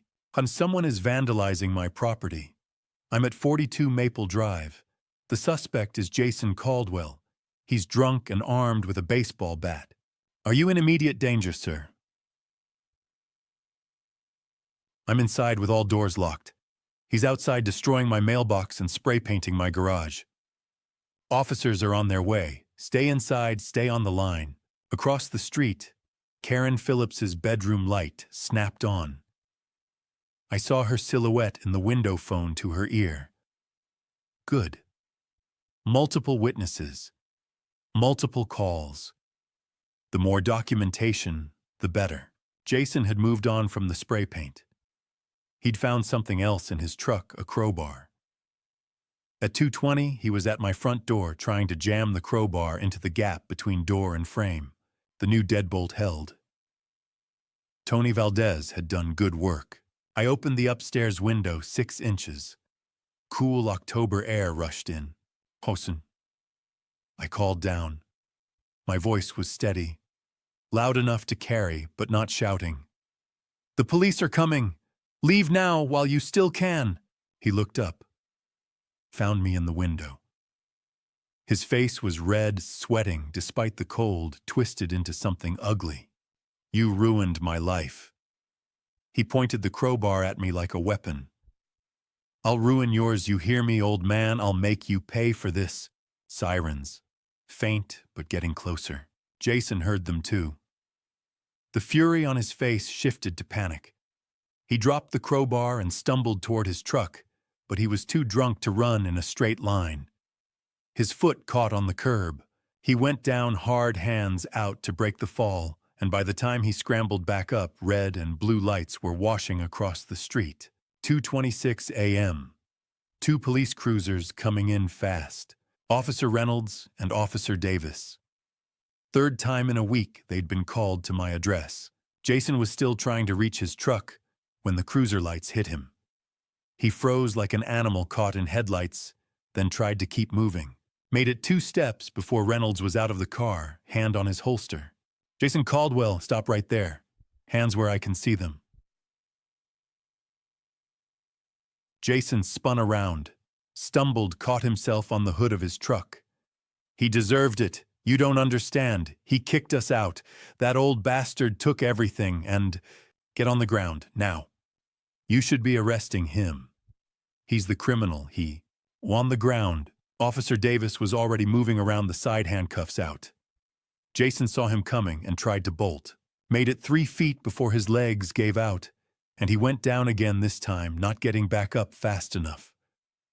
Davis was on him, hands behind his back, metal clicking around wrists. You'll regret this. Jason was still yelling, face pressed against my driveway, spit flying. You hear me, old man, you'll regret this. Reynolds approached the porch where I'd come outside, phone still in hand, video still recording. Mr. Brennan, I'm sorry you're dealing with this. He looked past me at the broken window, the destroyed mailbox, the spray-painted garage door. We need to photograph the damage for the report. I have video. I held up my phone. Started recording at 2:16, got everything. Reynolds nodded slowly. That'll help. This is vandalism, criminal trespassing, public intoxication, and disturbing the peace. Given the restraining order petition you already have filed, this is going to add significant weight to your case. He'll be held for at least 48 hours, probably longer. Behind him, Davis was hauling Jason to his feet and walking him to the cruiser. Jason's legs barely worked. His face was scratched from the fall, and his shirt was torn. He looked nothing like the confident real estate agent who'd walked into my house 18 months ago. He looked pathetic. Mr. Brennan, Reynolds said quietly. This is escalation. You did the right thing calling us, staying inside, documenting everything. But men like this, when they start property damage, sometimes they move to, I know. I did know. 42 years covering crime taught you the patterns. That's why I want that restraining order. They're good. We'll make sure the judge sees this video. Reynolds walked back to his cruiser.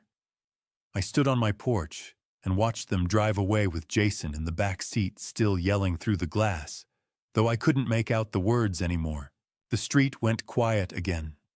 Karen Phillips's light was still on across the way. I waved to let her know I was okay. She waved back and pulled her curtains closed. That's when I saw it. Half a block down, parked in the shadow between streetlights. Kinsley's sedan. Engine off, lights off. She'd been there the whole time. Watching. She hadn't gotten out to stop him. Hadn't called out to him. Hadn't approached the police to explain or defend or apologize. She'd just watched. I stared at the car for a long moment. Couldn't see her through the windshield, too dark, too far, but I knew she was in there. Knew she'd seen everything. The car started. Headlights came on. She pulled away, slowly turned the corner, disappeared. At 3:15, I was alone again. I walked around the front yard, assessing. The living room window would need to be replaced again. The mailbox was kindling. The flower pots were beyond repair. The garage door would need professional cleaning, maybe repainting. Quantifiable damage. Fixable damage. The other kind, the kind that came from watching your daughter sit in a car while her husband destroyed your property and got arrested for it, that kind was harder to measure. I went inside, locked the door behind me, and started making a list of what needed repair. Because that's what you do. You document. You fix what can be fixed. And you hope the rest heals with time. I spent Saturday morning cleaning up the wreckage. Glass shards swept from the walkway. Spray paint scrubbed from the garage door. It didn't all come off, but I got most of it. The mailbox replaced with a temporary one from the hardware store. By noon, the physical evidence of Jason's rampage was mostly gone. You'd have to know what to look for to see the scars, but the wounds, those were still there. Fresh. Deep. At 3 o'clock, my phone rang. Charles Norton. His voice carried the weight of bad news before he even spoke. Joe. Charlie. What is it? A pause. The kind lawyers use when they're choosing words carefully. I don't know how to tell you this. Just tell me. Your daughter posted bail for him this morning. $5,000. I sat down. Didn't realize I'd been standing until my legs stopped working and the kitchen chair was suddenly necessary. She bailed him out. Yes, after what he did last night. The vandalism, the threats, the arrest. Yes. I stared at the coffee cup in front of me. It was Catherine's favorite, the one with the faded sunflowers she'd bought at a craft fair in Wisconsin in 2006. I'd been using it every morning since she died. Couldn't explain why, just felt right. Joe, I tried calling her. Wanted to warn her about the protective order we're filing about the charges he's facing. She didn't answer. She wouldn't. I'm sorry. Don't be. I picked up the coffee cup, set it down. That's her choice. I can't save someone who doesn't want to be saved. That's very mature of you. Mature. I almost laughed. Charlie, I'm 67 years old, and I just watched my daughter bail out the man who vandalized my house 12 hours ago. I don't feel mature. I feel like I'm losing her. You might be. For now. But Joe, people come back. Sometimes it takes hitting bottom. Sometimes it takes seeing things clearly. Give her time. How much time does she have before he hurts her instead of my mailbox? Charles didn't answer that. Couldn't. We both knew there was no good answer. After I hung up, I sat at the kitchen table for 20 minutes. Just sat, staring at Catherine's coffee cup and thinking about the $5,000 Kinsley had somehow scraped together to free the man who'd gotten them kicked out of their home. $5,000. When they were living in a weekly rental at Oak Towers, when she was working 12-hour nursing shifts and he was day drinking at 3 in the afternoon. She'd chosen him. Again. At 3:30, I picked up my phone and did something I'd been avoiding since Monday night. I called my daughter. It rang 4 times. Long enough that I started composing a voicemail in my head. Then she answered. What do you want? Her voice was cold, defensive, nothing like the voice that used to call me at work just to say hi, that used to laugh at my bad jokes, that used to ask me to help her study for nursing school exams. Kinsley, I want you to be safe. I want you to leave him and come home. Home. She laughed, sharp, bitter. You kicked me out, Dad. You threw our stuff on the porch and humiliated us in front of the entire neighborhood. I kicked him out. You chose to go with him. He's my husband. He stole $47,000 from me. He planned to put me in a nursing home to sell my house. He vandalized my property at 2 in the morning drunk with a baseball bat. Kinsley, he's dangerous.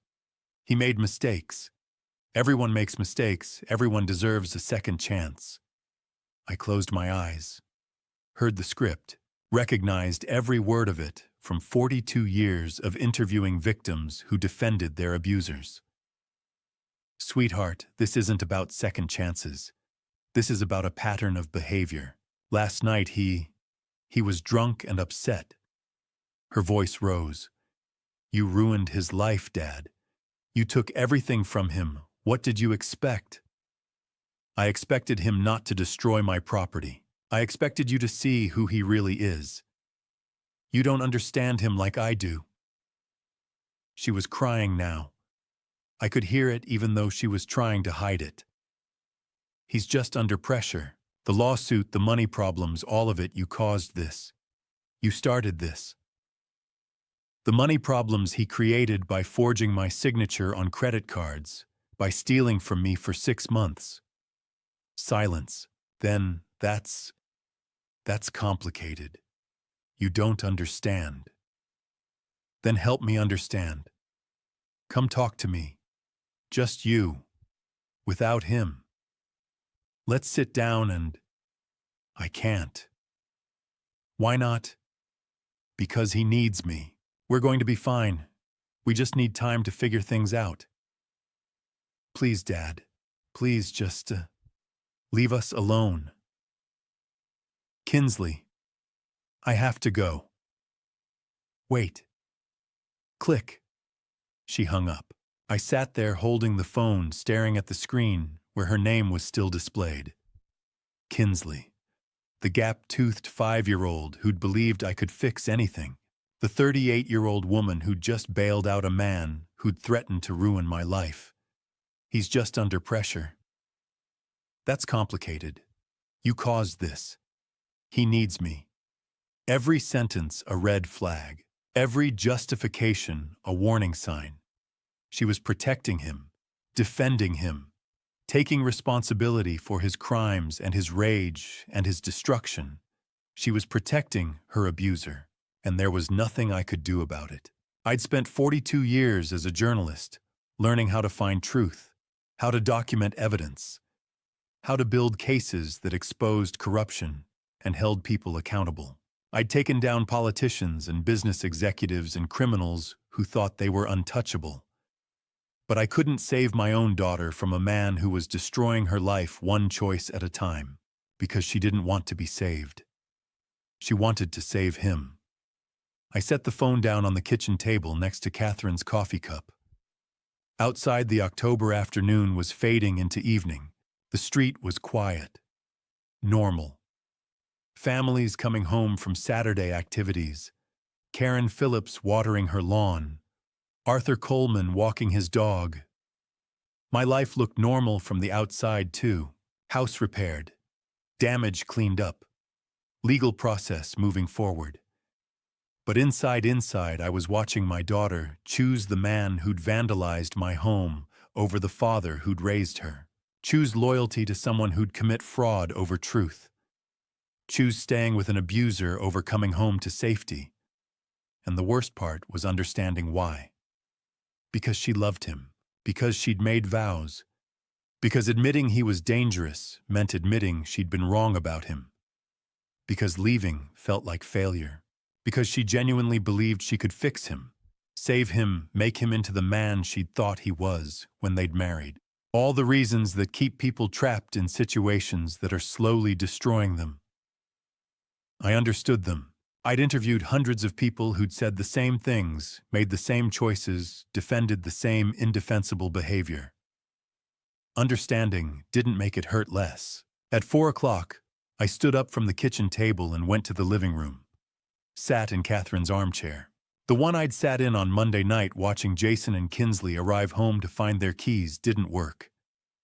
4 days ago. Felt like 4 years.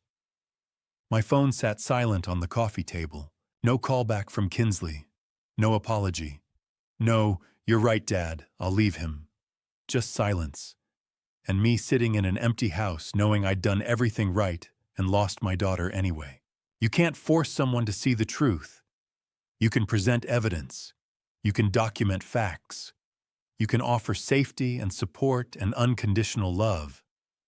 But you can't make them choose it. That's their decision. Tuesday night. 3 days since Kinsley had hung up on me. 3 days of silence that felt like 3 years. I'd just settled into Catherine's armchair with a book.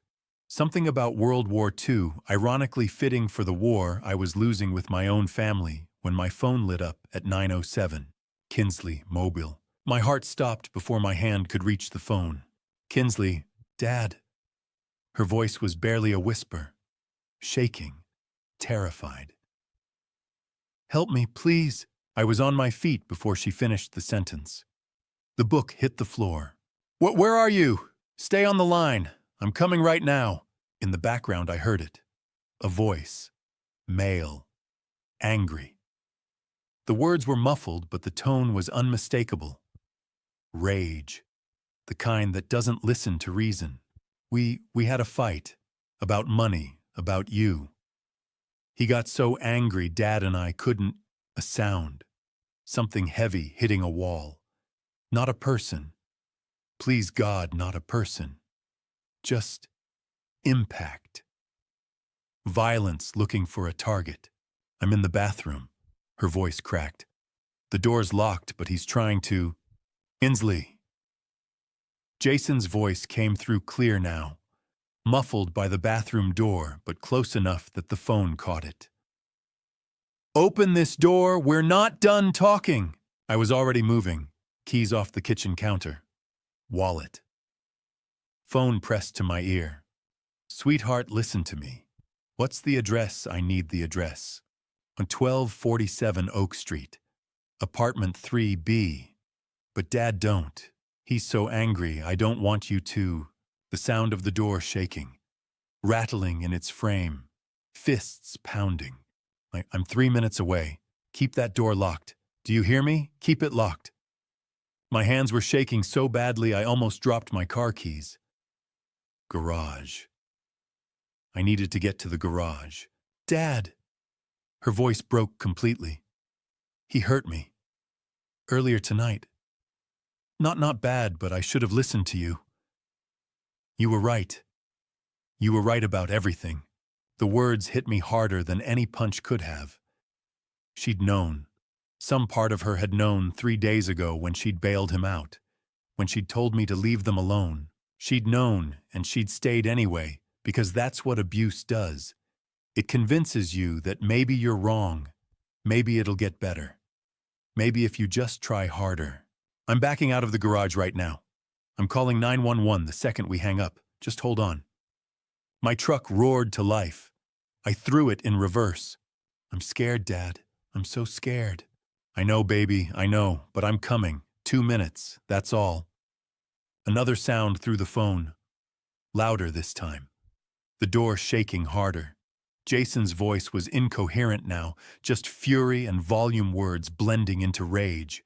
Then the sound that made my blood run cold. Wood. Cracking. The door frame giving way under sustained assault. "Oh no, oh God, he's Dad, he's..." "Kinsley, keep the door closed, I'm almost..." A scream, short, sharp, cut off mid-breath. "No, please don't..." The line went dead. 9:09 p.m. I was already on Oak Street running every red light between my house and hers. My other hand was dialing 911. The phone rang once. Twice. 911, what's your emergency? My daughter Kinsley Brennan. She's at 1247 Oak Street, apartment 3B. Her husband is breaking into the bathroom where she's hiding. I just heard the door break. She screamed and the call cut off. "I'm 2 blocks away. Sir, I'm dispatching officers now. Do not enter the residence. Wait for..." "I'm her father. I'm not waiting." I hung up. Threw the phone on the passenger seat. I slammed on the brakes, threw the truck into park, left it running door open, keys still in the ignition. Before I tell you how I saved my daughter that night, pause here. Share your thoughts in the comments. What would you do in my shoes? If this father's fight has moved you, let me know you're still here. Your words give me strength to continue. And a reminder, the following events contain fictionalized elements for educational purposes. If you'd prefer not to continue, feel free to stop here and choose content that better suits you. 12 minutes became 10. 10 became 8. I took corners too fast, ran lights I shouldn't have, and I didn't care. Every second that passed was a second my daughter was locked in a bathroom with a man breaking down the door. At 9:19, I screeched to a halt in front of 1247 Oak Street. The building loomed in the darkness, 4 stories of failing brick and flickering exterior lights. The kind of place where hope comes to get crushed under the weight of bad choices and worse circumstances. 3rd floor. Apartment 3B, I ran. The entrance had no security, no buzzer system, no locked door, just a push and you were in. The hallway smelled like decades of cigarette smoke, and something else, desperation maybe, or just mold that had been growing since the 90s. Stairs. I took them 2 at a time. My lungs burned. My legs screamed. 67 years old and climbing like I was 25 because my daughter needed me and nothing else mattered. 3rd floor hallway. Dim lights that flickered. Doors that had seen better decades. And at the far end, a woman standing outside apartment 3. Hands pressed to her mouth, eyes wide. She saw me coming and stepped forward. Mid-50s, worn bathrobe, fear written across her face. Are you her father? Yes. Thank God. Her voice shook. I heard terrible sounds, shouting, things breaking. I lent her my phone to make the call. Call 911 again. I said, already moving past her. Tell them to hurry. Apartment 3. B. The door was closed, but I could hear movement inside. Footsteps. Something being dragged or pushed. I pounded on the door with my fist. Kinsley, it's Dad, open the door. The footsteps stopped. Silence for 3 heartbeats. Then the door opened. Jason Caldwell stood in the doorway. Hair wild, eyes bloodshot, shirt half untucked. Trying to arrange his face into something calm, something normal, but failing completely. Joe. He said my name like we were neighbors who'd run into each other at the grocery store. What are you doing here? Where is she? He didn't move, didn't step aside. Just stood there blocking the doorway with his body, one hand on the frame like he owned the space. She's fine. We had a disagreement. Couples fight. This is between me and my wife. You should leave. I looked past him into the apartment. It was a disaster. A lamp lay shattered on the floor. A chair was overturned. In the corner next to what must have been the bathroom, my daughter sat on the floor. Knees pulled up to her chest, face hidden in her arms, shoulders shaking. Kinsley, she looked up. Her face was tear-streaked, red, swollen from crying. And in her eyes, God in her eyes, I saw the kind of fear that no daughter should ever have to feel. Sweetheart, come here, come to Dad. She started to move, started to stand. Jason stepped to the side, blocking her path and mine in one movement. Pwah, she's not going anywhere. This is my house. You're trespassing, Joe. You need to leave before I call the police. Something cold settled into my chest. Not anger. Colder than that. The kind of calm that comes right before a storm breaks. You have 5 seconds to step aside. Or what, old man? He smiled. Actually smiled. You gonna hit me? You're 67 years old. You really think? I pushed past him. Not a punch. Not a shove that would send him flying. Just forward momentum. The kind that says you are not stopping me without words. He grabbed my arm, tried to pull me back. For a second we were locked there in the doorway, him trying to assert control me, trying to reach my daughter. Adrenaline is a hell of a thing. It makes 67-year-old muscles remember what they used to be capable of. I broke his grip and stepped into the apartment. Don't touch me. Behind us I heard it. Sirens. Close and getting closer. Footsteps pounded up the stairs. Heavy. Fast. Professional. Officer Reynolds burst into the hallway, First Officer Davis right behind him. Reynolds had his hand near his belt, ready for whatever he was about to find. Everyone stepped back. Jason's face transformed.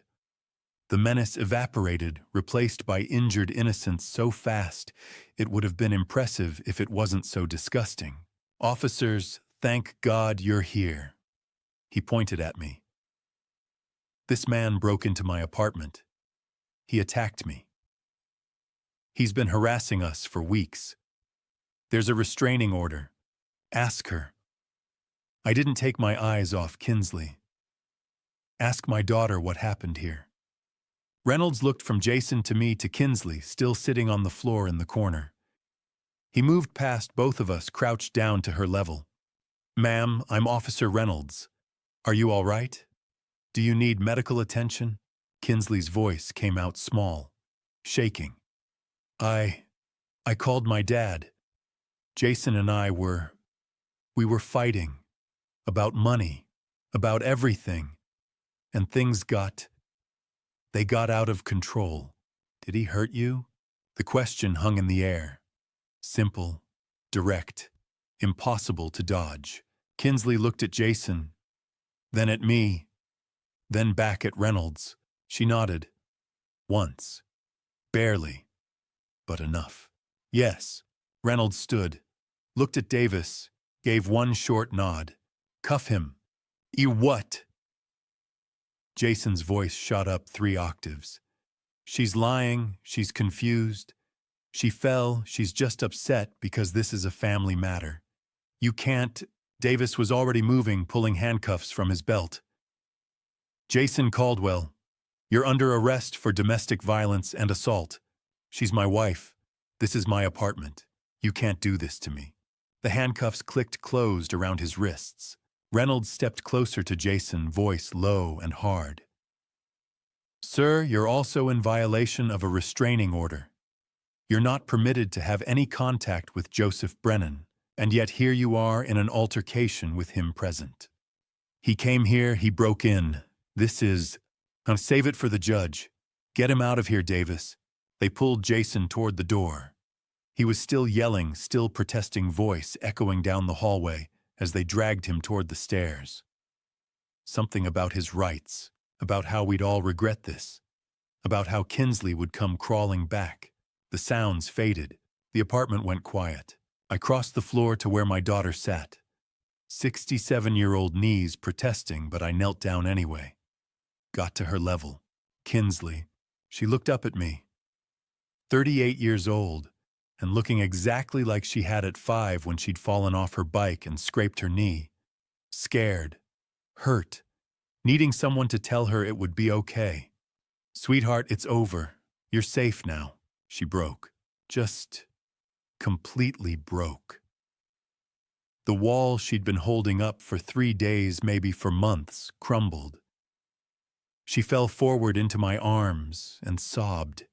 Deep, wrenching sounds that came from somewhere primal. I held her. Let her cry.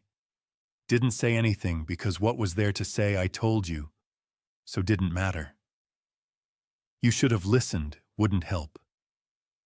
She knew. God, she knew. Behind us, I heard more footsteps on the stairs. Heavier equipment. Voices calling out identifications. Paramedics, Reynolds said quietly. "Need to check her out, Mr. Brennan." I nodded but didn't let go. Not yet. Not until Kinsley was ready. She pulled back, finally wiping her face with shaking hands. "I'm sorry, Dad. I'm so sorry. You were right. About everything. And I chose him anyway. I'm so stupid. Hey." I caught her face gently in my hands, made her look at me. "You're not stupid. You're human. And you're my daughter. That's all that matters." The paramedics moved in with their equipment and their calm, professional voices. Reynolds stepped closer to me, speaking low. "Mr. Brennan, we'll need statements from both of you.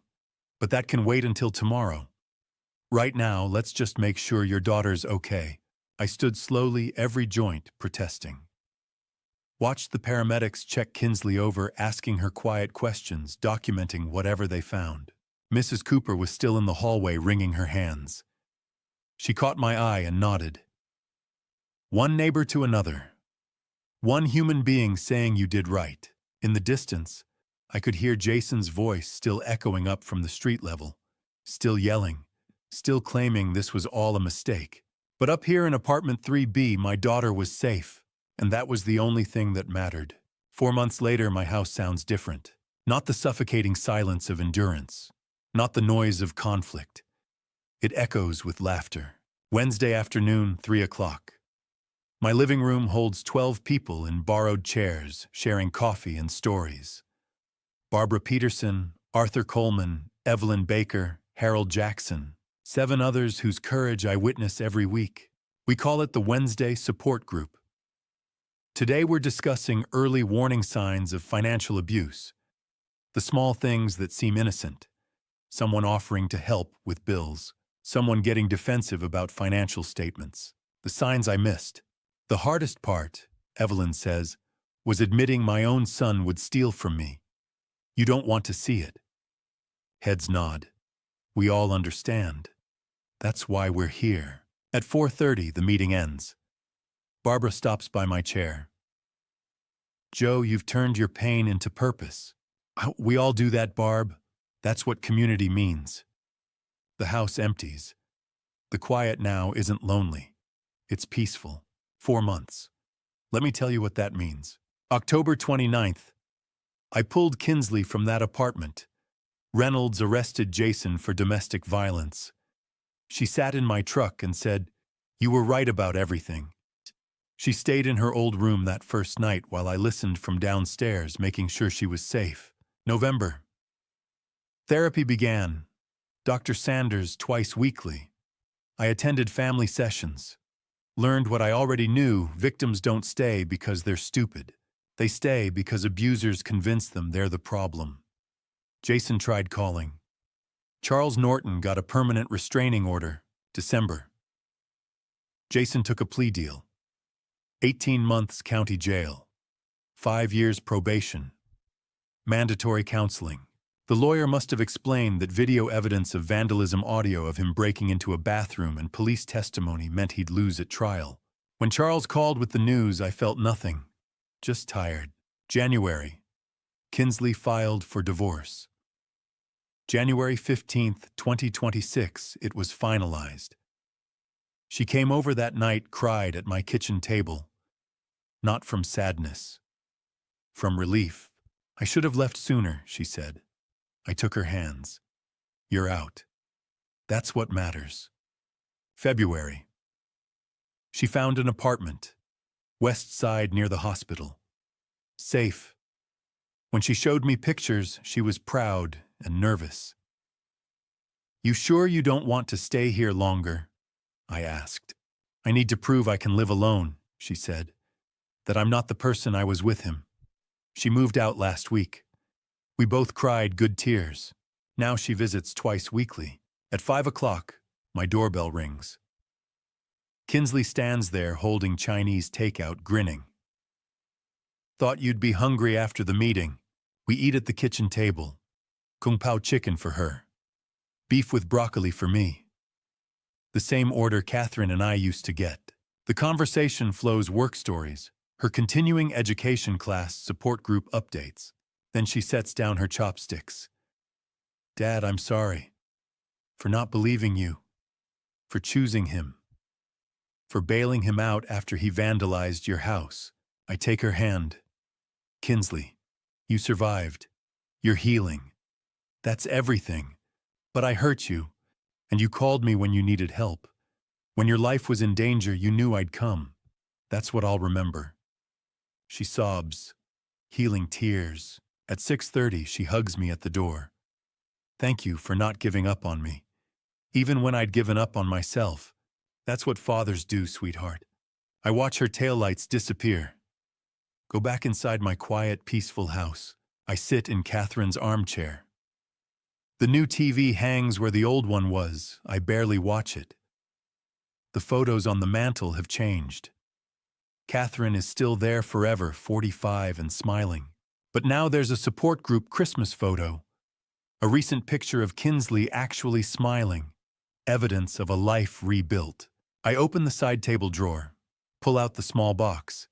Inside, coiled carefully, is the black cable, the one Jason cut that Friday afternoon in October. I hold it, study it like an artifact. That cable was an ending and a beginning. I say to the empty room, to Catherine's photo. An ending of who I was, the man who let people take advantage, and a beginning of who I needed to become, someone who stands up, who survives. I put it back.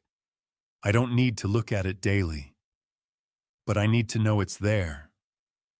A reminder. I've learned that dignity isn't given, it's claimed. That standing up for yourself isn't selfish, it's survival. That sometimes to save people you love, you must fight battles they can't yet see. And I've learned you're never too old to start over. At 67, I rebuilt my life, found purpose helping others, reconnected with my daughter, created community. If you're reading this, if you see yourself in my story, know this: you have more strength than you think. It's never too late, and you are not alone. The clock reads 7:15. Wednesday night.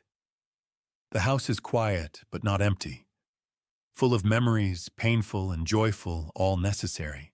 I pick up my book, World War II History. Still fighting those old battles, even if they're just on the page now. And I smile, because my house doesn't sound like a war zone anymore. It sounds like home. And to you listening to this family story, remember this: God doesn't give us trials without also giving us the strength to overcome them. 3 times I prayed when Kinsley chose Jason over me, when she called from that locked bathroom, and when she finally came home safe. 3 times God answered, not with the easy way, but with the right way. This family story taught me that sometimes love means letting go even when it breaks your heart. Sometimes protecting someone means becoming the villain in their story until they can see the truth. Don't be like me. Don't wait until a black cable hits your floor to realize you've lost yourself in your own home. Don't be silent when your dignity is being stolen piece by piece. My dad revenge wasn't about anger. It was about survival. Real dad revenge is teaching your children through action that they deserve better than abuse. The truest dad revenge is showing them that standing up for yourself isn't selfish, it's necessary. Looking back, I wish I'd acted sooner. I wish I'd trusted my instincts when Jason first started helping with my mail. But regret doesn't change the past. Action changes the future. Here's my advice. If you see yourself in this story, whether you're the one being controlled or watching someone you love suffer, speak up. Document everything. Reach out. It's never too late, and you're never alone. God gave me 67 years to learn this lesson. Don't waste yours waiting for permission to save yourself. If this family story moved you, if you've experienced something similar, or if you know someone who needs to hear this, please leave a comment below sharing your thoughts. Your story matters. Hit that subscribe button and turn on notifications so you never miss our next story. Share this video with someone who might need it. Together, we're building a community where truth is told and help is given. Thank you for staying with me until the end. Your time, your attention, your willingness to listen, it means everything. Important note: the stories you'll hear on this channel may contain fictionalized elements created for educational purposes. If this content isn't for you, feel free to exit and find something that better suits your needs.